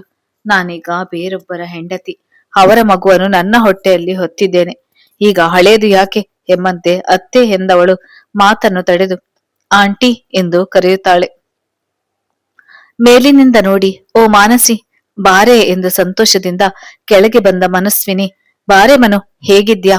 ಯಾವಾಗ ಬಂದೆ ಬ್ಯಾಂಗ್ಳೂರ್ಗೆ? ನಾನು ಚೆನ್ನಾಗಿದ್ದೇನೆ. ಅಕ್ಕ ನೀನ್ ಹೇಗಿದ್ಯಾ? ಅಮ್ಮ ಎಲ್ಲಿ? ಮನಸ್ವಿನಿ, ಇನ್ನೆಲ್ಲಿ ಅಮ್ಮ? ಮನು, ನಾವೇನು ನಿನಗೆ ಮಾಡಿದ ಮೋಸಕ್ಕೆ ನಿನ್ನ ಬಳಿ ಕ್ಷಮೆ ಕೇಳಿ ಪಶ್ಚಾತ್ತಾಪ ಪಟ್ಟೆವು. ಆದರೆ ಅಮ್ಮ ಪ್ರತಿ ಕ್ಷಣ ಕೊರಗಿ ಕೊರಗಿ ನಮ್ಮನ್ನೆಲ್ಲ ಬಿಟ್ಟು ಹೋದರು. ಏನು? ಅಮ್ಮ ಮುಂದೆ ಹೇಳಲಾರದೆ ಮುಖ ಮುಚ್ಚಿಕೊಂಡು ಅಳುತ್ತಾ, ನನಗೇಕೆ ಒಂದು ಮಾತು ಹೇಳಿಲ್ಲ? ಕಡೆ ಬಾರಿ ಅಮ್ಮನ ಮುಖ ನೋಡದಷ್ಟು ದುರದೃಷ್ಟವಂತೆ ನಾನು. ಆರ್ಯ, ಮನು ಸಮಾಧಾನ ಮಾಡಿಕೊ, ಕುಳಿತುಕೋ ಎಂದು ಕೂರಿಸಿ ನೀರು ಕೊಟ್ಟು, ಮನು ರಿಲ್ಯಾಕ್ಸ್, ಸಮಾಧಾನ ಮಾಡಿಕೊ. ಹೇಗೆ ಆರ್ಯ, ಅಮ್ಮನಿಗೆ ನಾನಂದ್ರೆ ಇಷ್ಟ ಇಲ್ಲ ಅಂತ ಕಾಣಿಸುತ್ತೆ. ಅದಕ್ಕೆ ನನ್ನ ನೋಡದೆ ಹೋಗಿಬಿಟ್ಟರು. ಮನಸ್ವಿನಿ, ಹಾಗೆಲ್ಲ ಮಾತನಾಡ್ಬೇಡ ಮನು. ಅದು ಅಮ್ಮನಿಗೆ ಹಾಗೆ ಆದಾಗ ನೀನು ಬದುಕಿರುವ ವಿಷಯ ನಮಗೆ ಗೊತ್ತಿರ್ಲಿಲ್ಲ. ನಾನು ನಿನ್ನ ಬಳಿ ಬಂದಾಗ ಅಮ್ಮ ಹೋಗಿ 2 ವರ್ಷ ಆಗಿತ್ತು. ನಿನ್ನ ಬಳಿ ಹೇಳ್ಬೇಕು ಎಂದು ಬಂದೆವು. ಆದ್ರೆ ನೀನು ವೀಣಾ ಎಂದು ಹಠ ಮಾಡಿದೆ. ನಂತರ ಹೇಳಲು ಆಗ್ಲೇ ಇಲ್ಲ. ಮನು ಅಳುತ್ತಾ, ಪಾಪಿ ಪಾಪಿ ನಾನು. ಹೆತ್ತವಳ ಮುಖ ನೋಡ್ಲಿಲ್ಲ. ಅಕ್ಕ, ನಾನು ಈಗ ಬ್ಯಾಂಗ್ಳೂರ್ಗೆ ಬಂದಿದ್ದ ಕಾರಣ ಗೊತ್ತಾ? ನನ್ನ ಚೊಚ್ಚಲ ಹೆರಿಗೆ ಅಮ್ಮನ ಕಡೆಯಿಂದ ಮಾಡಿಸಿಕೊಳ್ಳಲು. ಆದ್ರೆ ನನಗೆ ಆ ಭಾಗ್ಯ ಸಹ ಇಲ್ವಾ? ಹಾಗೆಲ್ಲ ಹೇಳ್ಬೇಡ ಮನು. ಅಮ್ಮನ ಸ್ಥಾನದಲ್ಲಿ ನಾನಿದ್ದೇನೆ. ನಿನ್ನ ಅಕ್ಕ ನಿನ್ನ ಹೆರಿಗೆ ಮಾಡಿಸ್ತಾಳೆ. ತಂಗಿಯನ್ನು ಅಪ್ಪಿಕೊಂಡು ಸಮಾಧಾನ ಮಾಡ್ತಾಳೆ ಮನಸ್ವಿ. ಅತ್ತೆ ಮೇಲಿನ ಕೋಣೆಯಲ್ಲಿದ್ದಾರೆ. ವಯಸ್ಸಾಗಿದೆ. ಕಂಪನಿ ಜವಾಬ್ದಾರಿ ಮಿಲಿಂದ್ ನೋಡಿಕೊಳ್ತಾರೆ. ಅತ್ತೆ ಈಗ ಆಚೆ ಎಲ್ಲೋ ಬರುವುದಿಲ್ಲ. ನಾನೊಮ್ಮೆ ನೋಡ್ಬಹುದಾ? ಅದಕ್ಕೇನು, ಬಾ ಎಂದು ಅತ್ತೆಯ ರೂಮ್ಗೆ ಕರೆದುಕೊಂಡು ಹೋಗ್ತಾಳೆ ಮನಸ್ವಿ. 4 ವರ್ಷಗಳ ನಂತರ ಪ್ರಮೀಳಾ ಅವರನ್ನು ಭೇಟಿ ಮಾಡಿದ ಮಾನಸಿ ಅವರ ಬಳಿ ಹೋಗಿ ಅತ್ತೆ ಎಂದಾಗ ಪ್ರಮೀಳಾ ಕರೆದು, ಮಾನಸಿ ನೀನು ಎಂದು ಸಂತಸದಿಂದ ಎದ್ದು ಕುಳಿತು, ಹೇಗಿದ್ಯ ಕಂದ ಎಂದು ಮುದ್ದಾಡಿ ಅವಳ ಹೊಟ್ಟೆ ನೋಡಿ, ಎಷ್ಟು ತಿಂಗಳು? ಮಾನಸಿ, ಹೇಳು ಅತ್ತೆ. ತುಂಬಾ ಸಂತೋಷದ ಕಂದ. ದೇವರು ನಿಂಗೆ ಎಷ್ಟೇ ಕಷ್ಟ ಕೊಟ್ರು ಅದನ್ನು ಮರೆಸುವ ಸುಖ ನೀಡಿದ್ದಾರೆ. ನಮ್ಮ ಮೇಲೆ ನಿಂಗೆ ಮಾಡಿದ ಮೋಸಕ್ಕೆ ತಕ್ಕ ಶಿಕ್ಷೆಯನ್ನು ಅನುಭವಿಸ್ತಿದ್ದಾನೆ. ಮದುವೆಯಾಗಿ 6 ವರ್ಷ ಆದ್ರೂ ಈ ವಂಶಕ್ಕೆ ಒಂದು ಕುಡಿ ಹುಟ್ಲಿಲ್ಲ. ಈ ವಂಶದ ಹೆಸರು ಉಳಿಸಲು ಕಂದ ಹುಟ್ಟುವುದೋ ಇಲ್ಲವೋ ಚಿಂತೆ ಆಗಿದೆ. ಮನಸ್ವಿನಿ ತಲೆ ತಗ್ಗಿಸಿ ಕಂಬನಿ ಒರೆಸಿಕೊಂಡು, ನಾನು ಕಾಫಿ ಮಾಡಿಕೊಂಡು ಬರ್ತೇನೆ ಎಂದು ಹೊರಟು ಹೋದ್ರೆ, ಮನು, ಹಾಗೆ ಏನೂ ಆಗದು. ಖಂಡಿತ ಈ ವಂಶದ ಕುಡಿ ಹುಟ್ಟುತ್ತದೆ. ನೀವು ಚಿಂತೆ ಮಾಡ್ಬೇಡಿ. ಆರ್ಯ, ಮಿಲಿಂದ್ ಮನುಗೆ ಏನು ಮೋಸ ಮಾಡಿದ ಎಂದು ಕೇಳಿದಾಗ ಪ್ರಮೀಳಾ, ಇವಳನ್ನು ಒಂದು ದಿನವೂ ಚೆನ್ನಾಗಿ ಬಾಳಿಸ್ಲಿಲ್ಲ. ಅವರೇಕೆ ಬಾಳಿಸ್ಬೇಕು? ನೀವು ಏನು ಹೇಳ್ತಿದ್ದೀರಾ? ನನಗೊಂದು ಅರ್ಥ ಆಗ್ತಿಲ್ಲ. ಪ್ರಮೀಳಾ, ಆರ್ಯ, ಮಾನಸಿ ಈ ಮನೆಯ ಸೊಸೆಯಾಗಿ ಬಂದವಳು. ನಮ್ಮ ಮಿಲಿಂದ್ನ ಹೆಂಡತಿ. ಆರ್ಯ, ಏನು ಹೇಳುತ್ತಿದ್ದೀರಿ? ಮಾನಸಿ ಮಿಲಿಂದ್ ಅವರ ಹೆಂಡತಿನ ಎಂದು ಆಶ್ಚರ್ಯದಿಂದ ಕೇಳ್ತಾನೆ. ಪ್ರಮೀಳಾ, ಕ್ಷಮಿಸಿ ಆರ್ಯ, ನಾನು ಅಂದು ಮಾನಸಿ ನನ್ನ ಮಗಳು ಎಂದು ಸುಳ್ಳು ಹೇಳಿದೆ. ಮಾನಸಿ ಈ ಮನೆಯ ಸೊಸೆಯಾಗಿ ಬಂದವಳು.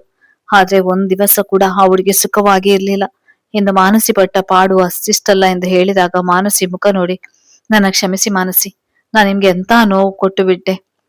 ಇಲ್ಲ ಆರ್ಯ, ಸಾಯಲು ಹೊರಟವಳಿಗೆ ಪುನರ್ಜನ್ಮ ಕೊಟ್ಟಿದ್ದು ವೀಣಕ್ಕ. ತಮ್ಮ ಪ್ರಾಣವನ್ನು ಕೊಟ್ಟು ನಂಗೆ ಜೀವದಾನ ಮಾಡಿದ ದೇವತೆ. ನೀವು ನನಗಿರಲು ಆಶ್ರಯ ನೀಡಿ ನನ್ನ ಬದುಕಿಗೊಂದು ಅರ್ಥ ಕೊಟ್ಟವರು. ಪ್ರಮೀಳಾ, ಆರ್ಯ, ಮನು ಬಂಗಾರ ಕಣಪ್ಪ. ನೀವಿಬ್ಬರು 100 ಕಾಲ ಸುಖವಾಗಿ ಬಾಳ್ಬೇಕು. ಖಂಡಿತ ಆಂಟಿ, ಮನು ದೇವತೆ ಎಂದು ಅವಳನ್ನು ತಬ್ಬಿಕೊಂಡು, ಬಾ ಹೋಗೋಣ. ಎಲ್ಲಿಗೆ ಆರ್ಯ? ಅದೇ ಚಿಂತನ್ ಮನೆಗೆ. ಪ್ರಮೀಳಾ, ಇಲ್ಲೇ ಇರ್ಬೇಕು, ಬೇರೆ ಎಲ್ಲಿಯೂ ಹೋಗ್ಬೇಡಿ. ಆರ್ಯ, ಬೇಡ ಆಂಟಿ, ಮನು ಈ ಮನೆಯಲ್ಲಿ ಇರುವುದು ಸರಿಯಲ್ಲ. ಮೇಲಿನ ಮನಸ್ವಿ ಮನಸ್ಸು ಕೆಡಬಾರದು. ಹಾಗೆ ಮನುಗೂ ಕಂಫರ್ಟ್ ಆಗ್ಬೇಕು. ನಿಮ್ಮನ್ನು ಭೇಟಿ ಮಾಡ್ಬೇಕು ಎಂದು ಹಠ ಮಾಡಿದ್ಲು. ಅದಕ್ಕೆ ಬಂದೆವು. ಚಂದನ್ ಬರ್ಲೇಬೇಕು ಎಂದು ಪ್ರಾಮಿಸ್ ಮಾಡಿಸಿಕೊಂಡು ಕಳಿಸಿದ್ದಾನೆ. ಮಾನಸಿ, ಹೌದು ಅಮ್ಮ, ನಾನು ಮತ್ತೆ ಭೇಟಿ ಮಾಡಲು ಬರ್ತೇನೆ. ಈಗ ಹೋಗ್ಲೇಬೇಕು. ಸರಿ ಎಂದವರು ಮನಸ್ವಿಯನ್ನು ಕರೆದು ಮಾನಸಿಗೆ ಹುಡಿ ಅಕ್ಕಿ ಹಾಕಿಸಿ ತಾಂಬೂಲ ಕೊಟ್ಟು ಕಳಿಸ್ತಾರೆ. ಮಾನಸಿ ಆರ್ಯ ಸಂತಸದಿಂದ ಚಿಂತನ್ ಮನೆಗೆ ಬಂದ ಬಾಗಿಲು ಬೀಗ ಹಾಕಿರುತ್ತದೆ. ಅರೆ, ಇವತ್ತು ಇವನು ಎಲ್ಲಿ ಹೋದ? ಅಷ್ಟರಲ್ಲಿ ಬಂದ ಸೂಚನೆ ಬೀಗ ತೆಗೆದು ಒಳಗೆ ಹೋದರೆ ಅವಳ ಹಿಂದೆ ಬಂದ ಚಿಂತನ್. ಅರೆ ಬಾಯ್, ಒಳಗೆ ಬನ್ನಿ. ಯಾವಾಗ ಬಂದಿದ್ದು? ಈಗಷ್ಟೇ. ಅಂದಾಗೆ ಅವರು? ಚಂದನ, ಇವಳು ನನ್ನ ಹೆಂಡತಿ. ವಾಟ್ ಚಿಂಟು, ಮದ್ವೆ ಆದಿಯಾ ಎಂದು ಆರ್ಯ ಜೋರಾಗಿ ನಗುತ್ತಾ, ಗಾಡ್, ನೀನು ಮದ್ವೆ? ಚಿಂತನ್, ಹೌದು, ನಾನು ಮದ್ವೆ ಆಗಿ ತಪ್ಪು ಮಾಡಿಬಿಟ್ಟೆ. ಈ ಜಗಳ ಗಂಟಿ ಜೊತೆಗೆ ಹೇಗುವುದು ತಪ್ಪುತ್ತಿಲ್ಲ. ಯಾರೀ ಜಗಳ ಗಂಟಿ? ಮೊದಲು ನೀವು ಮಾಡಿದ ಮೋಸ ಹೇಳ್ರಿ. ನೋಡ್ರಿ ಅಕ್ಕ, ನಾನು ಜೀವನದಾಗ ಹಂಗ್ ಬದುಕ್ಬೇಕು ಎಂದು ಆಸೆ ಪಟ್ಟವ. ಇವ ಬಂದು ನಂಗೆ ಈ ಮದ್ವೆ ಇಷ್ಟ ಅಂತ ಹೇಳಿ ನನ್ನ ಬದುಕು ಹಾಳು ಮಾಡ್ಬಿಟ್ಟ. ಇವನೇ ಕುಣಿಯುತ್ತಾ ಬಂದು ತಾಳಿ ಕಟ್ಟಿದ್ದು. ನಾನು ತಾಳಿ ಕಟ್ಟುವಾಗ ಬೇಡ ಎಂದು ಹಿಂದೆ ಸರಿದು ಹೋಗುವುದು ಬಿಟ್ಟು ಈಗ ನನ್ನದೇ ತಪ್ಪು. ಅವರಿಬ್ಬರ ಜಗಳ ನೋಡಿ ಬೇಸತ್ತು ಜೋಡಿ ಒಳಗೆ ಹೋಗಿ ಕುಳಿತು ಬಿಡ್ತಾರೆ. ಆದರೂ ಅವರಿಬ್ಬರ ಜಗಳ ನಿಲ್ಲದಿರುವುದು ನೋಡಿ ಆರ್ಯ, ಮಾನಸಿ ಜರ್ನಿ ಮಾಡಿ ಸುಸ್ತಾದ ಕಾರಣ ಹಾಗೆ ಸೋಫಾದ ಮೇಲೆ ಮಲಗಿ ಬಿಡ್ತಾರೆ. ಸುಹಾಸಿನಿ ಹಿಂತಿರುಗಿ ನೋಡಿ, ಅರೆ, ನಮ್ಮ ಜಗಳಕ್ಕೆ ಬೇಸತ್ತು ಪಾಪ ಮಲಗಿ ಬಿಟ್ರು. ಎಲ್ಲ ನಿಮ್ಮಿಂದಲೇ. ಓ ಪಾಪ ಮೇಡಮ್, ಅವರಿಗೆ ಬಾಯಿನೇ ಇಲ್ವಾ?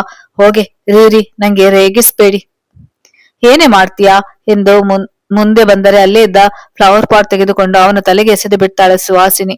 ಚಿಂತನ್ ತಲೆಗೆ ಫ್ಲವರ್ ಪಾಟ್ ಎಸೆದ ಕಾರಣಕ್ಕೆ ತಲೆ ಹಿಡಿದುಕೊಂಡು ಅಮ್ಮ ಎಂದು ಕೂಗಿ ಎಚ್ಚರವಾದ ಮಾನಸಿ, ಅರೆ ಚಿಂಟು ಇದೇನು ಎಂದು ಬಂದವಳು ಸುಹಾಸಿನಿ ಕಡೆಗೆ ನೋಡಲು ಸುಹಾಸಿನಿ, ಸಾರಿ ರೀ ಅಕ್ಕ, ನನಗೆ ಸಿಟ್ಟು ಬಂದ್ರೆ ಹಿಂಗ ಮಾಡ್ತೀನಿ. ಮಾನಸಿ, ಸಿಟ್ಟು ಬಂತು ಅಂತ ನಮ್ಮವರನ್ನು ಹೊಡೆಯುವುದು ಸರಿನಾ?